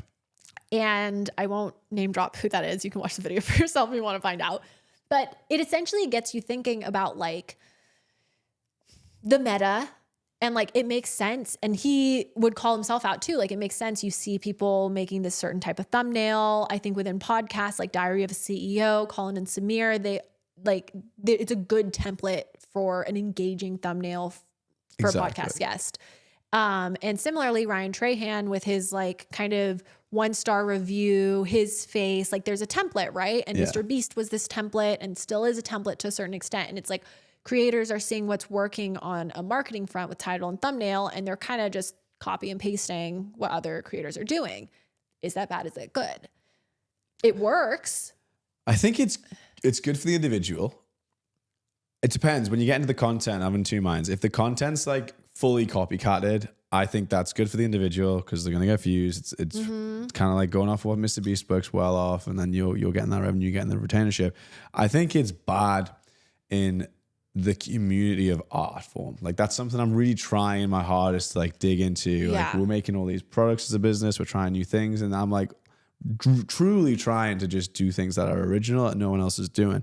Because I do think gaming in general has lost, especially gaming content, it's lost a lot of its art. You know, I don't want to say it, but I saw a company that I respect and love put a video on the other day, and I was like, that's just a GQ video. That is exactly what you've done. And like, that's really last ditch attempt at trying to get views. Come on. So I'm torn. I get it. It's hard, if you're trying to right? make money, that's the big thing. If you want to be a YouTuber and make money and you've got pressure of your friends and your family looking at you being like, you want to be a YouTuber, you want to do it as quick as possible to get that demon off your back. And then as a result, you're going to go and do the copycat stuff because that's the quickest route. Yeah. The long form of doing your own and making your own path and blazing your own trail is so difficult, so long. Most people don't ever make it. And it's really privileged. That's the most privileged place to be if you can get there. Because like you either need to have some sort of thing funding you, whether it's like you have a full-time job and you're doing this on the side. Like it's just, I think it's such a discipline. I'm with you. I think it's not great for the platform and for the actual like art form. Yeah. But I think it's more than understandable. I mean, I just said, I like nearly 1-to-1 looked at a Casey Neistat video and tried to analyze why he was doing what he was doing. It was like, okay, I'm going to match this vibe. Yeah. And, but that's different. I didn't know that when I clicked on it, that it was like the case, you know what I mean? You didn't copy and paste. I think you were inspired by, which I think is important. I think that's great. I think you have to have that. Well, so, okay. Next question. So I think that you see a video, for example, trying to think of a video. Well, I guess my video will be out by the time this is out, but I put up a video that's like, I spent $100 at Air One. Yeah. Right. And there's plenty of other creators who've made a video of spending $100 at Air One.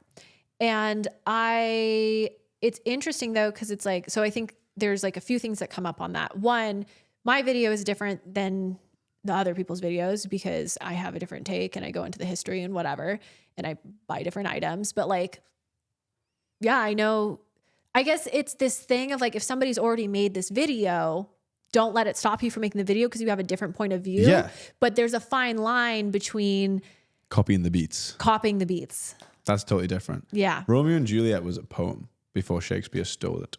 Interesting. That one blew my mind. Wow. Yeah. Good thing that by the time I'm assuming that blew up, the original poet was probably dead. Yeah, most likely. Hopefully, honestly, for his sake. Yeah. Everyone who wrote the Bible is dead. That's probably one of the best selling books in history. It always happens after. It always happens after. But that one genuinely like fucked me up when I heard that. That's when I truly realized nothing is original. Romeo and Juliet is a poem originally. See, and that's something I get really hung up on is like, is this original? And like, is it worth doing if it's not original? But then again, here's the thing. You need so much discipline and like mental fortitude because you can always find a way to make yourself lose. Because then the flip side is this too original? Will anybody watch this? Is this pointless to put out? Because it's so different. The algorithm isn't going to like it. It's not going to hit. So it's like, but it's not yours anyway. The universe gave you it. If you want to go Rick Rubin. If you want to go Rick Rubin. And well, and when we're bringing up books, so I think we might have talked about this. I can't remember, but there's this book I read recently called Ego is the Enemy. Right. It's a Ryan Holiday book. We did not speak about this, I don't believe. Oof. Okay. So it's a Ryan Holiday book. I'm obsessed with Ryan Holiday. He kind of is like the modern like poster child for stoicism. Okay, cool. And he just does a really good job. I think stoicism is very dry and it's ancient philosophy, so it makes sense. And while it's incredible that it still holds up, so I've read Meditations and by Marcus Aurelius, and there's one other one that's escaping me right now, but there's another like main pillar book. Mm-hmm. And Ryan Holiday basically makes like it a little bit more engaging. We'll just say it that way. Modernizes it. Modernizes it, yes. And so Ego as the Enemy is like rooted in stoicism, but it was interesting because Brandon and I were on a run and we ran out of music to listen to, and he was listening to the audiobook and he was like, oh, would you mind if I popped it on? And I was like, fine. I've read other Ryan Holiday books, which I highly recommend. The Obstacle is the Way is probably my favorite. Okay. I've heard of that book. Actually, they're really digestible, pretty short, kind of similar. Like the chapters maybe will take you like less than 5 minutes to read. That's perfect. It's great. It's so good. But so when he put it on, I remember I had the thought of like, I have imposter syndrome. I don't have an ego. I need something telling me that I should think I'm great. Like, I don't need to listen to this. I don't need to listen to this at all. And it starts going, and all of a sudden I realize I'm like a fucking egomaniac. And it was so eye-opening because I realized, and this is going to feel, I don't know how this connects to what we're talking about, to be honest. We're good. But I think we're freelancing at this point. Yeah, there we go. I think I've been really lucky to find a lot of success because I've worked really hard and got really lucky of finding some like innate talent that I had and quickly being like, okay, how do I get better and make money off of this, right? And I think that using YouTube as an example, I'm like, well, I did content strategy at Red Bull Media House. I've run channels with over 20 million followers and subs, and I continued to grow them like month over month and like I know what I'm doing. So I should get on YouTube as an individual and like it should go great. Yeah. You know? And you realize that's ego. This idea of like, I'm in control of my timeline, or like I should be able to do, I mean, anytime you're saying should, like that's probably ego. Yeah. Just like a quick tip. You don't even need to read the book. Just quick tip. But I don't know. So I think that's something that I've been taking into this whole YouTube journey as well, and content journey, where it's like, okay, yeah, I made a name for myself in gaming content. And again, I hope to always be part of that community because I so deeply love it. Mm-hmm. And just because I did that doesn't entitle me to find quick success or automatic success in fashion content or in lifestyle content or connect to these different communities. And that's where the relentlessness comes in, right? Yeah. So it's like, okay, well, how badly do you want it? Am I going to keep knocking on the door and keep making content that nobody's watching? Like, that's my choice. And I'm choosing yes. Yeah. But it's weird because I think as you get older, and this is something that I'm coming up against, is all of a sudden that pressure to conform and to find safety should have figured really it out loud. by this point. It's really loud. That's the whole, yeah. Yeah. Or like as a woman, I want kids, and I'm kind of like, okay, well, like, you know, I only have however many more years until like I can, you know, have kids before, you know, all the statistics start coming into play, and I'm a statistic. Oh no. And it's like, shit. Yeah. All of that, all of a sudden, that kind of like blind ambition that felt very easy to access in my early 20s, and like raw creativity where it's like, I can be creative. It's fine. I have so much time, blah, blah, blah. It becomes like a daily discipline to be like, I still have so much time. Yeah. Timelines are all made up. Definitely. But also all made up, and they're made up for a reason. There's a biological timeline. There's validity to it. Which is understandable. Yeah. And But you remember you're going off rules from 2 generations ago sometimes. Well, and that's the other crazy thing. The internet didn't exist. Is realizing that like, I think most people feel lost regardless of your age. But I think you feel lost. And then for me, I'm like, oh, what did my parents do? Like, let me find some comfort. What did the older generation do? If you were following the advice of somebody who was your age, like when my parents were my age, the internet wasn't a thing. Yeah. No offense to my parents who are very smart and successful, I don't think their advice is terribly applicable to what I'm doing right now. If I plucked 31-year-old my father into this world right now as a 31-year-old, he'd be like, what the fuck is going on here? Well, it's impossible to translate. Exactly. And I think that it's just crazy because it's like only our generation is going to be in their 20s and 30s in the year of 2024, So it's like, you can't really look anywhere else and be like, I understand the instinct and wanting to like ground yourself in, well, what have other people done or what should I be doing? But it's like, I don't know. We've never been here before. Do you think a lot of that comes from the opening of the internet has opened up to a lot more careers, which is all very new and hasn't been trailblazed, but it's opened up the eyes to a lot of people to be like, I want that creative life. A lot of people do desire that. To do something that they love for a living is the biggest privilege in the world. And to me, that is everything everyone should be striving for, in my opinion. That's the way I live in my own head, of course. Yeah. But like to me now, there's no option. I'm not going to go and do a job that I don't enjoy for the rest of my life is my goal. And agreed. That just wasn't a thing back in the day. You couldn't play video games for a living because video games didn't even exist. But prior to that, what do you want? You really like eating cheese? That's your favorite thing to do? You can't do cheese content back in the 80s or the 90s. You could now. This world has been blown open of like, you could do fucking everything. And we're almost in this mix of choice paralysis. Then also, we don't really know what it's truly like on average to be a creative that has these ideas that come through and the ever ongoing growth of ADHD of like, I want to try a million different things. And it feels wrong, but it's probably not. And we're going to learn and look back and be like, that's natural. We just didn't have the tools or the advice to deal with it because no one's dealt with it in the way we have. Yeah, no, I couldn't have said it better. I think that's so spot on. But to challenge you, I guess, just getting older, it's been so interesting. And I don't know how much of this is biology and how much of it is just like maturing. I don't know. But I think I was always somebody that was like, okay, like I'm going to pop my kid out and then I'm going to go back to work the next day. Cause like, I don't want to take any time off. I just want to do this thing. Like you're saying, my number one priority is like, all I want to do is be in a creative job and be able to pay my bills. It's crazy though, because I can empathize and totally understand though, like hitting a certain point where maybe you're getting so much fulfillment out of your relationship. And so it is the most important thing to you is I want to have enough work-life balance that I can take like one day off a week, whether it's Sunday, whether it's Saturday, maybe a day and a half. Like that is what's important to me. And so for that, I'm going to work backwards from there. Right. And I'm sure once you have kids, that probably feels even more intense. It's most important for me to like make my kids' soccer game or whatever, And so I do understand the narrowing of the path maybe where you can't have 5 different number one priorities and you have to start choosing. Yes.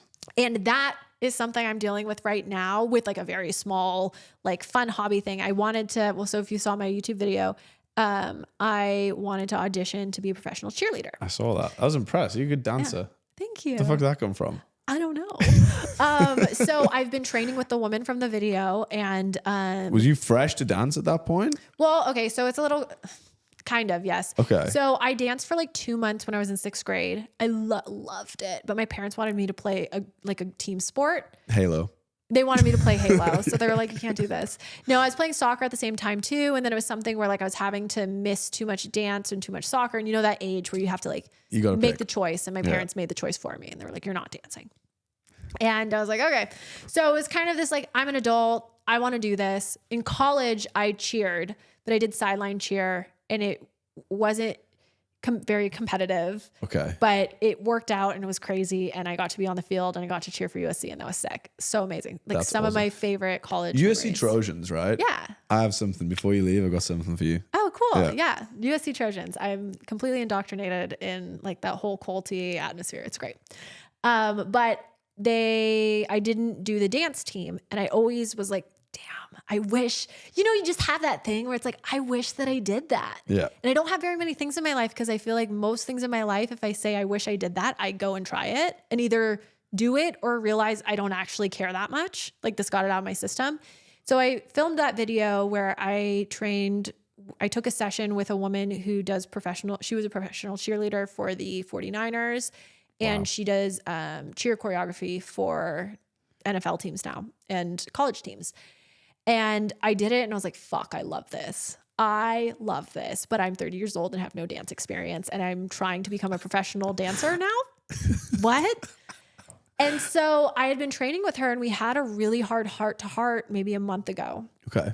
Where she kind of was like, Sydnee, so auditions are in April. And she was like, you're probably not going to make the team. It's a statistics game. Fuck. Like, think about... That's a bitter pill to swallow as well. Especially if it's training for it and you're putting so much time and effort into something. Yeah, well, she was like, you're probably not going to make the team. Like, being honest with you. This wasn't out of nowhere. I asked her, I was like, hey, chance me. Like, what's going on here? Because like, I feel like I'm not making progress as quickly as I thought I would. This is way harder than I thought it would be. And like, the other people who I would be going up against to audition have been dancing for 10, 15, 20 years. That's like, you're fighting a fucking difficult battle. Like, what's going on here? And she kind of was like, yeah, you're probably like, the goal here is to make it past round 1, the first round of cuts. And that's great. If you make it to round 2, amazing. But like, you're probably not going to make the team.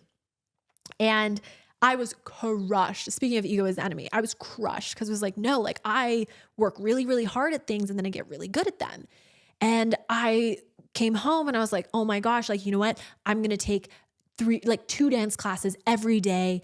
And I'm going to see Natalie every week. And I'm going to take another private. And it was like, I was sitting here and then I like looked at my finances and I was like, okay, well, bitch, are you like not going to buy groceries? Like what's going on here? And 2, I was like, okay, but like, I want to build a YouTube channel. I want to host. I want to have time for my relationship. All of a sudden it's like, yeah, in the past I could have put everything towards this goal, but now there's choices I have to make. And like, I don't know, I'm not willing to remove myself from my relationship. I'm not willing to,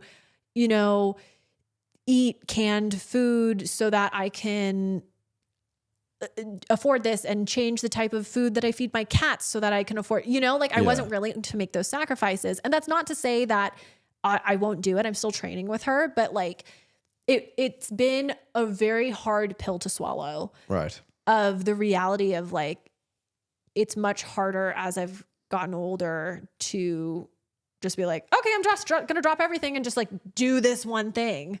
Responsibilities, becoming an adult, like that's and it's not to say it can't be done. Oh, it totally can, but it's just you got to make that judgment call. It's like, okay, am I willing to drop my time with my boyfriend? No. Are you willing to change your cat food? No. And that's what it is. And it's just this choice of like, it's just choices. Yeah. What are you gonna pick? Because you can't do everything. My gosh, and I hate that. There was a good analogy. London, one of the girls who works here gave me, it was like the fig tree. It was like all these figs on this tree are all like great and ripe, and you can pick one, but you can't eat them all. It's impossible to. It's like pick your fig, and the rest are gonna die. And I hate that. It is what I know. It's the worst. I hate it. Well, so I'm training for a marathon, and we run it at the end of this month.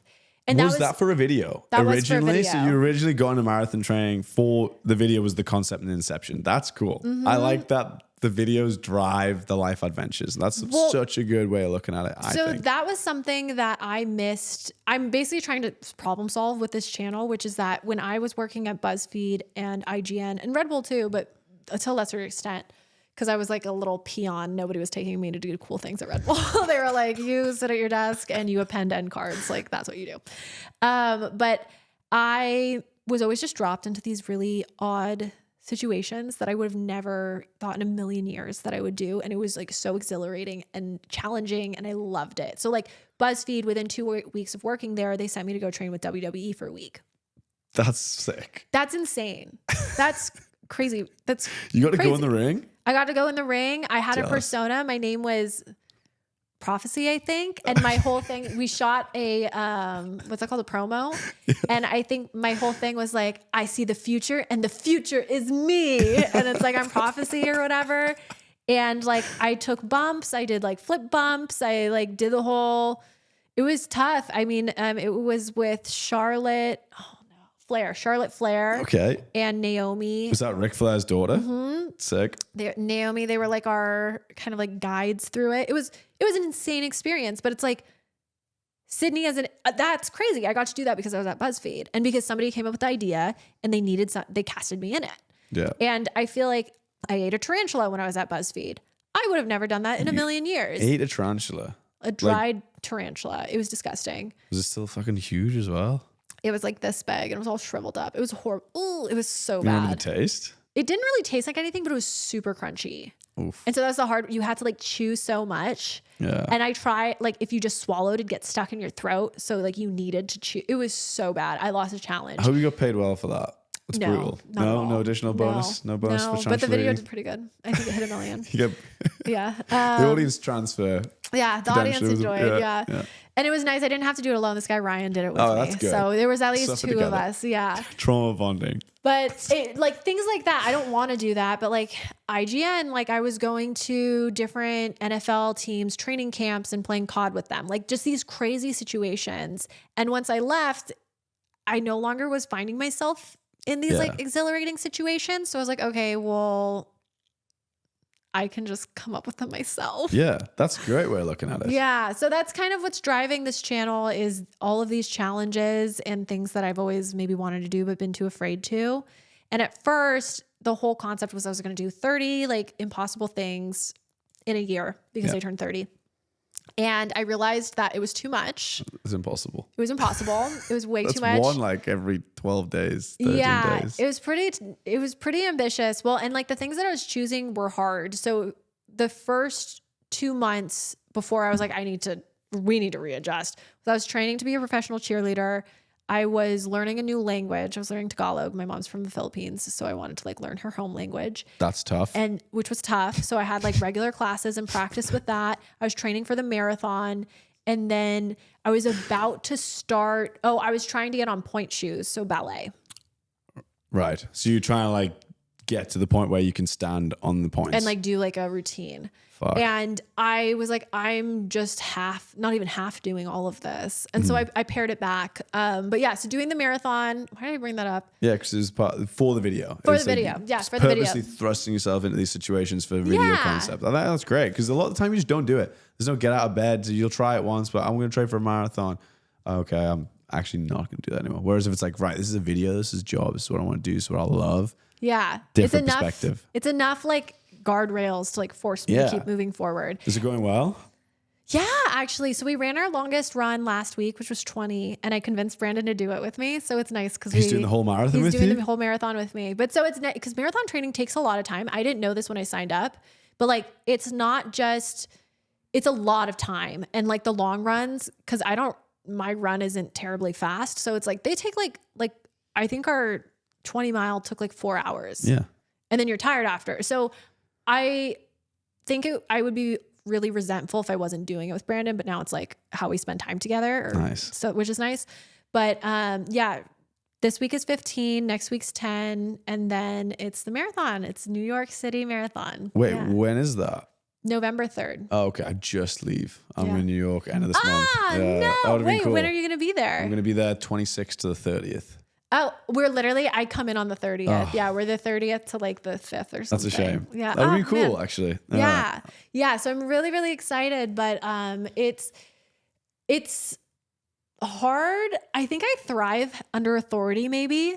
Okay. It's really easy to hold myself accountable when I have a boss, but being my own boss has been very weird because I don't know what that is, but like, if I'm reporting to somebody, I just am like so type A that I'm like, yes, straight A student. Like I will do my best and I'm going to do it and I'm going to get it turned in like the day before. And I'm so on top of it. But when it's for myself, I'm like, oh my gosh. And it's like this chaos tornado where I'm like, there's so many things that are important. And What do I you love think doing. that is? Because I think a lot of people struggle with that. When you're doing something for somebody else or when you're giving advice to somebody else, it's so much easier than when you're actually doing it for yourself. What is that? I don't want to say like a lack of self-respect. I think it might be. But I think it is like, I also think that most people are trained in a sense, like we're rewarded. I mean, think about what school is. you're rewarded for falling in line, and you care a lot about what the teacher thinks of you, what your principal thinks of you, what the colleges think of you that you're applying to. Like there's so much emphasis put on like how you're being perceived, and if you're being perceived in a good light, and an understanding of like, this is what equals being perceived well. Right. Yeah. And then I think that it causes you things as little as like, you maybe have a strict teacher and you can't use the bathroom during history class. Like you're literally saying no to your body. Like your body's like, dude, I have to fucking pee. And you're like, no, you cannot. Like we need to learn about like like Franz Ferdinand, you know? To people please. Exactly. Yeah. And I think that it's like people think of people pleasing, and I definitely am somebody who skews people pleasy in a way of where, you know, you're constantly apologizing, or you're just so obsessed with making sure your friends are comfortable. But I think it starts like this abandonment of self. Right. Starts with those little things like not listening to your body if you have to pee, or if you're thirsty, or if you're skipping lunch and you're hungry. Like they're really basic things, but it adds up to bigger things, like not taking yourself seriously when it's like, okay, I told myself I'm running this marathon and I need to do this run, but I'm not going to because like, I don't want to. Exactly. And I love that you've got Brandon doing that with you, because like you say, that's like an authority in a different light. It's like, okay, we're doing this for each other and with each other, which is lovely. Mm-hmm. And I did actually have that written down in my notes, if you're comfortable talking about it, because you are 30. I'm 30. Were married. I was married. You got divorced. I got divorced. Talk me through that. I do not recommend getting divorced to anyone. Okay. It's just as hard as they say. Fuck. And the reason I say that is because like it was not contentious. You know, it wasn't like what you see in the movies. Obviously we didn't have kids, but it wasn't this like, I'm taking the house and and this like really angry thing that happened. Obviously it was hurt. I think it's a breakup. Yeah. If you haven't been divorced, think of a breakup. It's hard. People have their feelings hurt. They're somebody you've been seeing, dating, sharing your life with for however many years, and then you're breaking up. Like that's hard. That's a hard situation. But I didn't, because we were like ending things on like amicable terms. I just assumed this would be so easy. This is a cakewalk. Like everyone's like, oh, I'm getting divorced. It's going to take forever. It took 2 years. Fuck. Really? That's just because it's like it's confusing. There's the paperwork.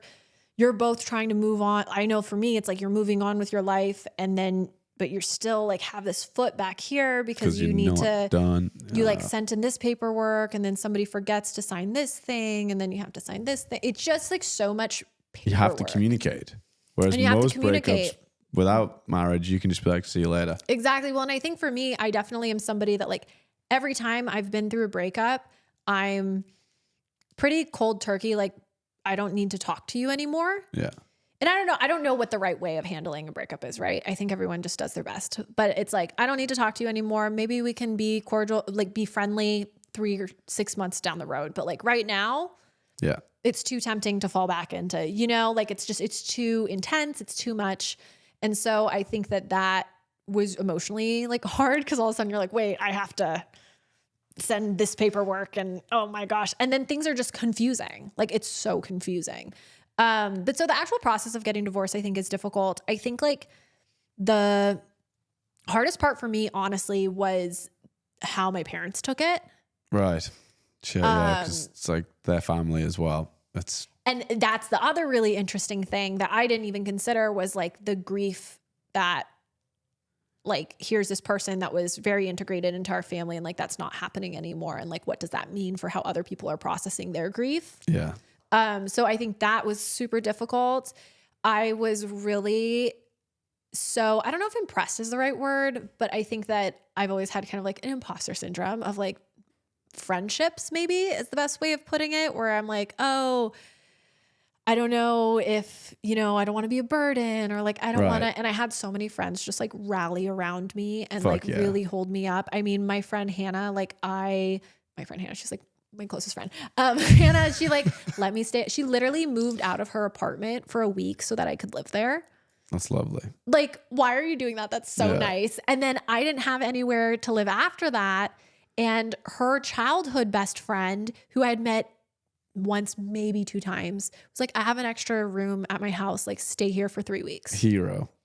That's like amazing. No questions asked. And she was going to be there. So it's just like, she's living with kind of more or less a stranger. And she was so welcome. Like it was so, I feel so lucky and like so blessed that I had amazing people around me who kind of were just helping me through it. Yeah. Helping me through it. That's a common theme when I get on these podcasts, and there's always different ways that it comes up, but it's so important that people actually help each other.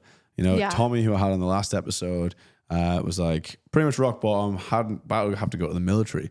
And someone came along and was like, okay, I've got an internship in New York, come and do that. And he was like, cool, how much are you going to pay? $10 an hour. He's like, man, amazing. Tells his dad. His dad was like, well, how are you going to afford that? It's New York, it's $10 an hour. So he rang the guy back who'd already reached out, branched and offer him a job. He's like, I can't do this. I can't afford it. And he was like, okay, give me 2 seconds. Speaks to his wife and he goes, you're going to come live with me. I'll see you in like a couple of weeks. It's like so important that you have at least one who backs you, no matter what the situation. So it's lovely to hear. It really is. Arguably the hardest time of your life. I know you've had a couple with the stalker, the court, the divorce. It was definitely like a little bit of like a, what's it called? Trial by fire sort of thing. Best way to learn. Where's the line? I'm going to cross it and then be like, fuck. I am a completely different person than I was before the divorce. Amazing. In like the best way. Yeah. I think that I learned so much about myself and my resilience and like really reinventing myself. And, I don't know if reinventing is the right word, but just like really finding myself and getting more acquainted with like who I am and doing my like embracing my hobbies and like finding my people. And like, it was like such a funny time, but it was like, I don't know. I hate to say it because it obviously was difficult, but like I felt so free. Yeah, that's amazing. Yeah. It's good to hear because when you were I don't know how young you were when you were in this relationship, but I was in a relationship for 13 years and 13, yeah. And we were together from the age of, I was 16, she was 15. Okay. We grew up together and your personalities just merge, especially in those young years when your brains are just developing. Yeah. You almost developed together. Yeah. And then when we broke up, it was very much like, okay, let's go and fucking figure out who we are as individuals first. And you're right, it is very freeing and it's very difficult, but it always works out for the best if you do it and at least you did it. Because if you didn't, and stay to this weird like natty at each other and it's not quite right, but you're comfortable.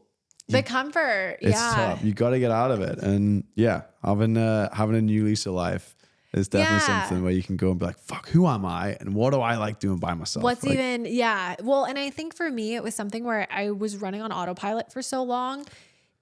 I think independent of the relationship, but it was like I was so into work and everything. I had gone out of school into work. We were dating when I was in college and got married after. And it was just like I was doing everything right.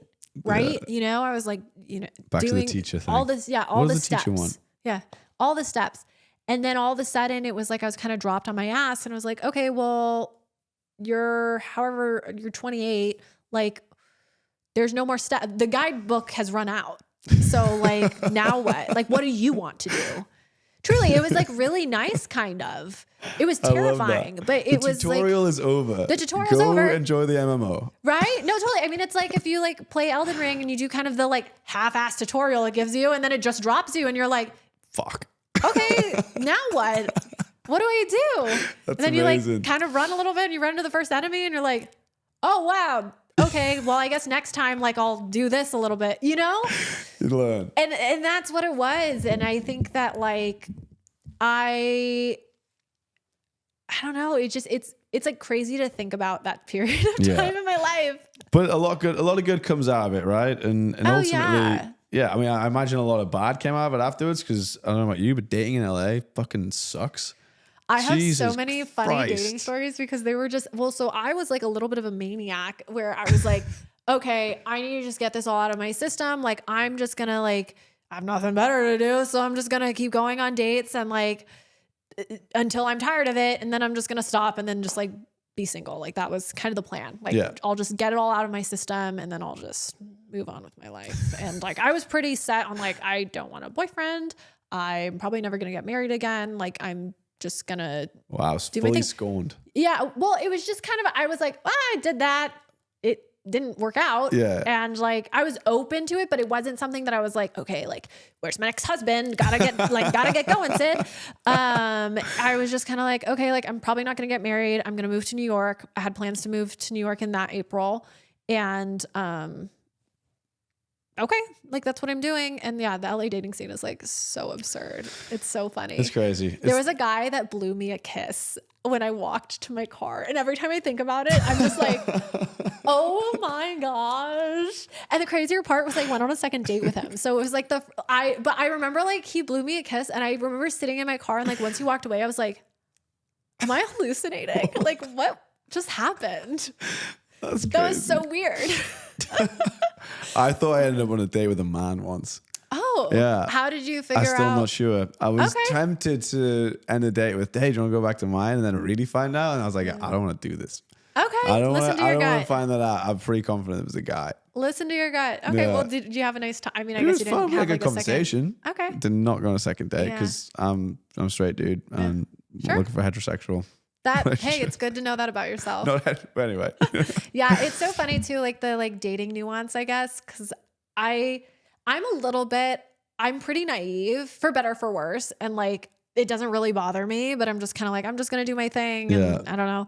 And like I really offended this guy once because I don't drink much, like I'm super lightweight, and we were at a bar or something, and I like didn't order a second drink. He like got really fucking mad.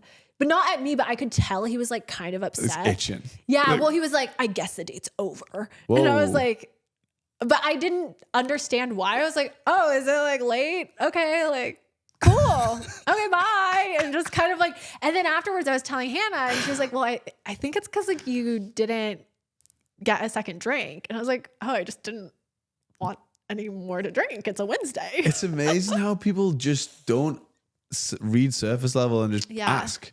Yeah. And they just assume and just like, okay, that social cue means that this is done, and then you take it for the worst. It's glass half full Yeah. vibe. Glass half empty. Yeah, right. But it's so funny because like Brandon and I ended up meeting through a friend. I was just about to say that was my next Yeah. bit. And why Brandon, by the way? Because you Why guys are great together. Brandon? I've obviously spent very little He's the time with you, best. but there's a Yeah. couple of bits that I love that I want you to give advice to people on. But why Brandon in the first place? Why Brandon in the first place? So that's so funny. I'm so happy that you asked this. I'm obsessed with this man. It's so embarrassing. It's so funny because I think that this is not how I am. Okay. Like, I don't think I don't really get like giddy Yeah, about dudes. And, like, it's like weird he's like very romantic and it makes me, I love it. I've learned to love it, but like it made me extremely uncomfortable when we first started dating. But so we actually met through, I don't know, do you know Noah J? Yes, I do. Yeah. Jay. Noah's one of my close. I love Noah. Oh, he's I great. used to watch his zombie stuff before I met him No as well. way. Yeah. Oh my gosh. I'm trying to think. How did I did some hosting work he did an IGN shoot that I was hosting. Cool. And then years later, I did some hosting work for 100 Thieves and he was just like very nice to me. And Nice. then we stayed friends. But Noah was one of my friends also that was like very integral to helping me get through my divorce, which was great. Love that. So during that period or like right after, I would go to dinner with like him and his girlfriend. Like they would like let me third wheel just so I didn't have to eat dinner by myself. Like it was so nice. And he was like, Sid, we're going to go to Second Sky, which is like Porter Robinson used to put on this EDM festival that he would headline. And it was up in Oakland. And he was like, we're going to Second Sky. You're coming with us. And I was like, okay, like, yeah, I'll come with you. And he was like, no, like you're buying the ticket right now. And then we're going to go because it's in like a month. And I was like, okay. So he literally made me like buy my plane ticket and buy the ticket to the concert, which was the day after. So it was Halloween weekend and it was on Saturday. So I was taking an early flight up on Saturday. He's like, you're coming. And I was like, okay. So we go and it's so funny because I was seeing this guy and things were like not going well. And so I was venting to Noah and like updating him on the happenings of this and how I'm like so frustrated because people suck. And then it's like, oh, we're meeting my friend Brandon. So like keep an eye out. And then Brandon comes like hopping up. And I remember being like pissed off because I'm in the middle of this fucking story and Brandon's talking to Noah. And I'm just like, oh, I just want to tell somebody about my problems. Like, who is this guy? Like, go fuck. Can't you see we're in a conversation? Like, I was so annoyed. But I do remember thinking he was cute. And I was like, oh, he's cute. I was I like, let oh, him off. okay. But like also like, Fuck Let off. me finish Let me this. finish. What the heck? And then we just ended up like everybody else. Now in hindsight, Noah says he did it on purpose, but like, did you actually do it on purpose? Because like everybody else, it was a group of us and everybody else was, was there. Okay, perfect. Yeah, but everybody else was like coupled up. And so Brandon and I were the only two that were single. And so naturally, it's a full day thing. I feel like people do a pretty good job keeping the group, but then the night kind of continues and everyone kind of like is with their person. Yeah. And so we were just talking and like we had like it was just like a nice time. I did do like, again, this is my naivety. I did do like something objectively funny, which was Brandon was like, oh, here, like I'll buy you a shot. And I was like, okay. And so we went over, or maybe everybody was having a shot. I don't know what happened, but he was like, I'll buy you a shot. And he like handed it to me. He was like, oh. And I just like took it. And I didn't wait for anybody. I just like took the shot. But the reason that I did that was because I like to establish like, who knows when Sydnee's taking the shot, because I'm known to like dump shots. So I'll usually take one early in the evening and then everything else, everyone's like, yeah. And I'm like, you just give it the over the shoulder. yeah, exactly. Yeah. So like if you're used to not watching me drink it, I feel like it establishes a precedent, but objectively kind of weird. So then once the concert was over, everyone else went to bed because I want to say they had just they were kind of doing they went to a concert the night before and then they were going to this one. So everyone was really tired. And Brandon was like, oh, he's going to hate that I told this. And I love that you know him because it's like, it makes it so much better. But he was like, cause he's from the Bay. So he was like, oh, do you want to go? I'm going to go see my brother. He's like at a friend's apartment. I was like, yeah, okay. Like, I don't have anything else to do. So we go over there and then like something happened where like the friend's family showed up. And so he was like, oh, I'm hanging out with my family. You guys got to leave. And so then they were like, oh, but instead of going to a bar, there was a fourth guy. And the guy was like, oh, I have like a house like down the street. We can just like go kick back there. And I'm thinking like, okay, that's fine, whatever. And I wouldn't have made it this far if I wasn't such good friends with Noah and I didn't meet Brandon through Noah. Yeah. Because it objectively gets very sketchy. Gets strange. So then we're in this car and we're like driving on the freeway for like 30 minutes. We're very far from where we started and it's dark. Miles away from the festival. Yeah, miles away. And we're like in a neighborhood in the hills. Like we're like so far. What's going on? We walk into the house. The house has no furniture. What the fuck? There's no furniture in this house. What? Excuse me? There's one table and no chairs. So we're standing around the table, like chit-chatting. And so then I pull my phone and I'm like, I need to take an Uber. I need to get the fuck out of here. This is so weird. Yeah, I'd have been out. And there's no Ubers around because we're in the middle of fucking nowhere. The closest Uber was like 20 minutes away. So I think Brandon noticed I was uncomfortable and that I was trying to call an Uber. So he was like, here, I can take you back to your hotel. I was like, thank God. I would love that. Thank you. So he drives me back to my hotel and then he actually asked me to dinner. And because of the thing going on with the other guy that I had been seeing, I was like, I thought I hit my point where I was like, I'm done dating. Like, I don't want to date anybody else. Like I got it on my system, met a bunch of people. I'm done. I'm not dating anybody else. And so I told him maybe, but it was a very legitimate maybe. He took it as a no. But it was a very legitimate. You definitely took it as a no. That's what you would do. I would take that as a no. Which is fair, but I guess I'm the type of person, no. if I meant no, I would just say no. Yeah. So I was like, oh, maybe, because my thing was like, let me see how I was into it enough that I didn't just say no. Cause I was kind of like, let me see how I'm feeling like after I have some space from like what just happened. And then maybe we'll do something. After going to the weird house with no furniture. Yeah. And so he took it as a no, but he ended up texting me the next day. And then we just were talking like friends. And then one of our mutual friends was having a Halloween party. And so he invited me to that. And then we went to that as friends. So we were hanging out as friends for a bit. And then he asked me on a proper date. And oh my gosh, he's going to kill me for saying this. But so I was vegetarian for a while. And he took me to a sushi restaurant. But he knew that I was vegetarian. There's some vegetarian sushi. Well, so you get a cucumber roll. He was telling me, he was like, I just knew I could, like the place was vibey and I was really confident I could like show you a good time at, like, it'd be like impressive if I showed you a good time at a sushi restaurant since you don't eat fish. And I was like, yeah, but why wouldn't you just take me to somewhere that like he can eat, doesn't revolve around fish? And he was like, Sydnee, I don't know. Did it work out? Did you have a great time? We had a great time though. And then we just ended up like hanging out quite a bit. And I was very transparent with him. I was like, I'm moving to New York in April. I do not want a boyfriend.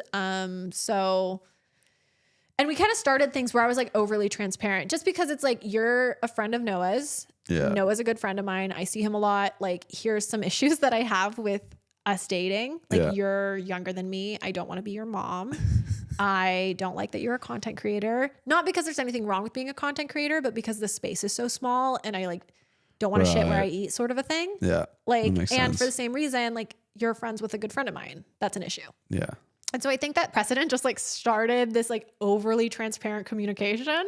That's good. It's good that's the best foundation to have. Oh, totally. Well, so it was great because it was something where it was like indirectly ended up growing the best foundations a relationship can be built on. It was wonderful. And then it was something where I had to be in Milwaukee for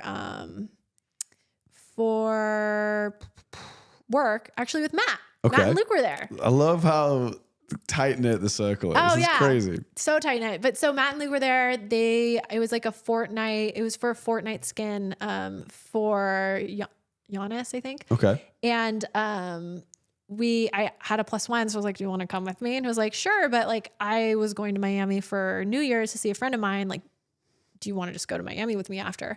And so we did that. And I think on that trip, we both realized, I mean, I definitely realized that I was like, oh shit, I think you're like kind of my boyfriend. Like, we're only seeing each other and we spend every day together. And like, I see you in my future, and that's very weird. So then it was something where we decided to like seriously date. And I kind of was like, listen though, I am old enough that I don't have time to like fuck around. So like, as soon as one of us doesn't see this working, bail. We just have to say that. Yeah. Like, I'm not really interested in like, we're just kind of fucking around and wasting our time. And he was like, sure. And neither of us have pulled the ripcord yet. So I love that. And one of the best things that I've obviously looking through a lot of your videos, played Fortnite with you guys the other day. Yeah, cute. Like, that's so cool to me. That like gives me a lot of jealousy. Yeah. It's like having someone that you can play video games with. Yeah. Like, talk to me and tell the listeners a little bit about what's cool about having someone who is also a gamer that you're dating. It's so fun. So I feel like, what we've done is we usually have a story game that we're playing. So right now it's Alan Wake, although honestly, I don't know if we'll ever actually finish it because I get scared so easy, and we kind of only have time to hang out like in the evenings, and I can't play that game at night, but we'll just kind of pass the controller.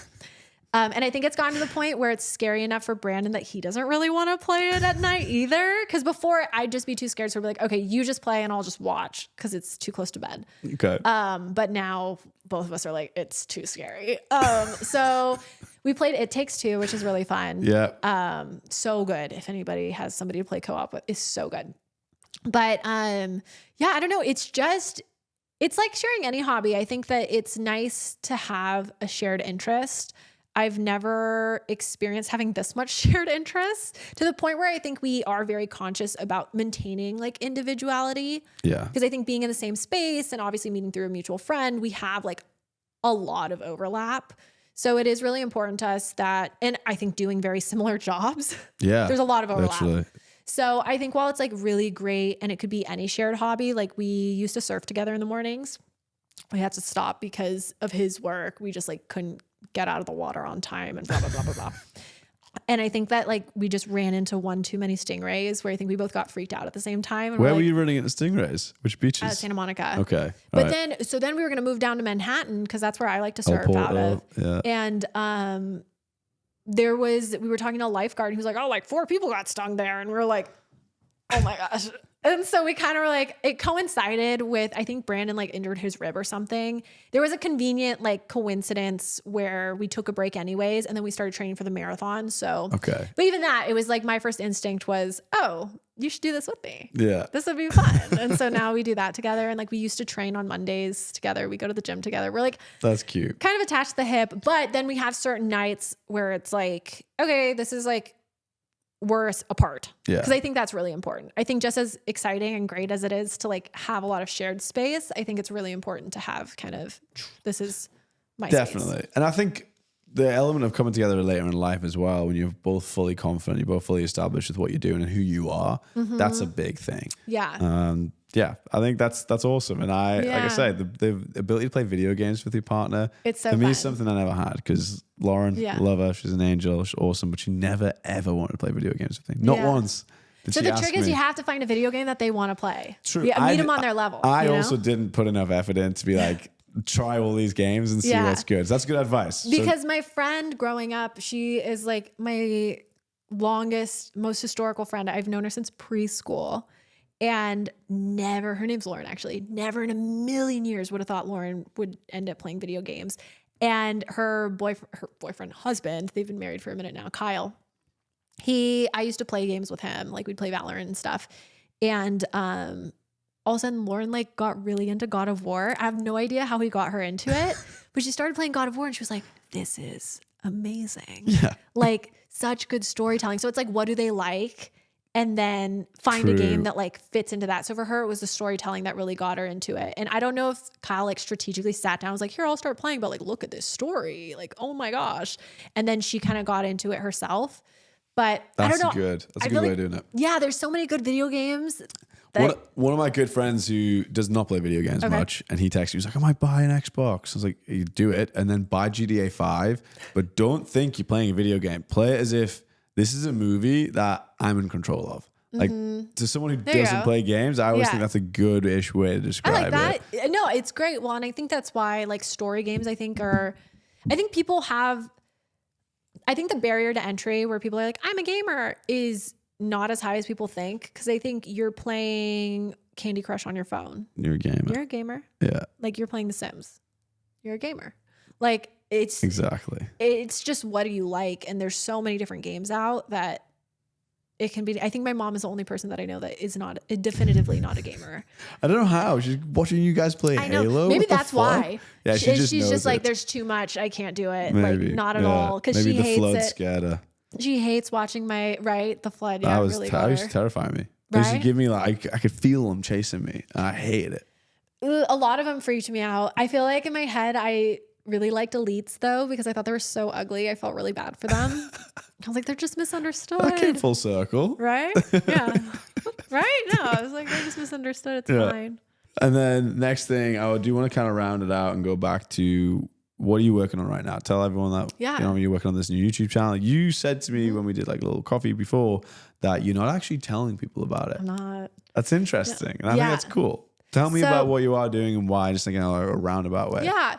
So I'm working on a new YouTube channel. I had a YouTube channel that was kind of just like vlog stuff or whatever from when I was at IGN and like before.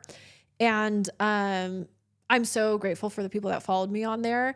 But I think that I definitely gained an audience from IGN on that. And I feel like, I don't know, it just felt like time for like a clean slate. Right. Because there was definitely a lot of confusion around the videos that I was posting. There were some people who were like, oh yeah, Sid. But then a lot of people were like, what the fuck is this? And so I feel like I just wanted a clean slate. If I'm completely honest with you, a clean slate from the algorithm also, where it's not like, oh, her subscribers hate this. So it must be a bad piece of content. So I wanted that, the benefit of that, but I also just wanted to like organically grow. And I think that you can definitely take a channel that you've had and find a lot of success in a new niche. Like that's totally possible. But I do think that for me, at least, even if I don't care, the expectation of the audience can be very crippling for me. Like I'll find it kind of creeping in of like, oh, well, what are they expecting? Or what do I usually do or whatever? And so I think I just wanted to like be very uninhibited creatively. And I didn't want to tell anybody on my socials kind of for the same reason as I just I wanted the freedom of kind of being like anonymous. Yeah. More or less. So the audience has no expectation and it's purely back to what you want. Yeah. It was my attempt to like trying to get back to it as pure as something that you're trying to monetize to be like your livelihood could be. It's not an easy situation to be, so I do commend it. And I think the creative life is a tough one. And I wouldn't choose any other way. And it's got to be done. There's a quote that I've read a couple of times actually, and I butchered it last time because I didn't have it written down. But there's a quote from a guy called Oscar Wilde. And this was written when he was alive, obviously, but he died in 1900. So when he was like 46. So it's an ancient, in quotations, Isn't quote. that crazy? The 1900s was like kind of a long time ago now. It was a long time ago. Yeah. And he said this. He said, if you want to be a grocer or a general or a politician or a judge, you will invariably become it. And that is your punishment. If you never know what you want to be, if you live what some people might call the dynamic life, but what I call the artistic life, if each day you are unsure of who you are and what you know, you will never become anything. And that is your reward. I was like, what a fucking insightful thing to say. When creative jobs really weren't even a thing to the extent they are now. Really ahead of its time. Yeah. Yeah. Yeah. It's crazy the blessing and the curse that it is to be so convictedly creative. Because I do think that like I wanted a very like definable career and a very contained job, and I wanted to like climb up the corporate ladder or, you know, be a doctor or a surgeon or something that it's like it's a trade, right? Yeah. And I am still working on being comfortable. Like even when you read that quote and it's like I can't remember how you said it, but essentially what you are is undefined. Yeah. That's like so terrifying. But it's almost just like, yeah, it's if you live, no, or is it? If you never know what you want to be, if you never know what you want to be, if you live what some people might call the dynamic life, what I call the artistic life, if each day you are unsure of who you are and what you know, you will never become anything. That's scary in the surface, but then he cleans it out and being like, but that's your reward. Yeah. Because then you're not boxed in. You're not. You're not a doctor, and you're not a doctor forever. If that's what you are as a creative, I think that's important, that you don't box yourself in. And I think that is where, I don't know, it's been interesting because as I've been digging into like my creative journey more and been focusing maybe more on like my creative integrity, when I think about success, I'm like, I have kind of pillars on it. And one of mine is to be successful is to have creative integrity. And it's interesting because as I've dug into it more, it's ended up being a lot of like mental discipline. Okay. And mental freedom and having the discipline to free your mind to create and all of that. And I think that this for me is that, right? Is like being comfortable with it being undefined and like being excited about that and being excited about the opportunity to like always pivot and take those opportunities. And like, I don't know, the courage that it takes for that, I could talk about forever because I think there's a time and a place. And what I've learned having a period of time where I was going through a lot of hard time and didn't have the space to be overly creative, which was really frustrating because as a creative person, like just not being able to not feeling like you have ideas or execute. Express yourself as well. Yeah, like you've got a message and you can't just say it. It's like you have to make it in a lot of the ways. It's really hard. Yeah. And now I'm in a place where I feel like I am finally have the space again, right? And like, I don't know, I think there's a time and a place and I'm just rambling now, but I think creativity is like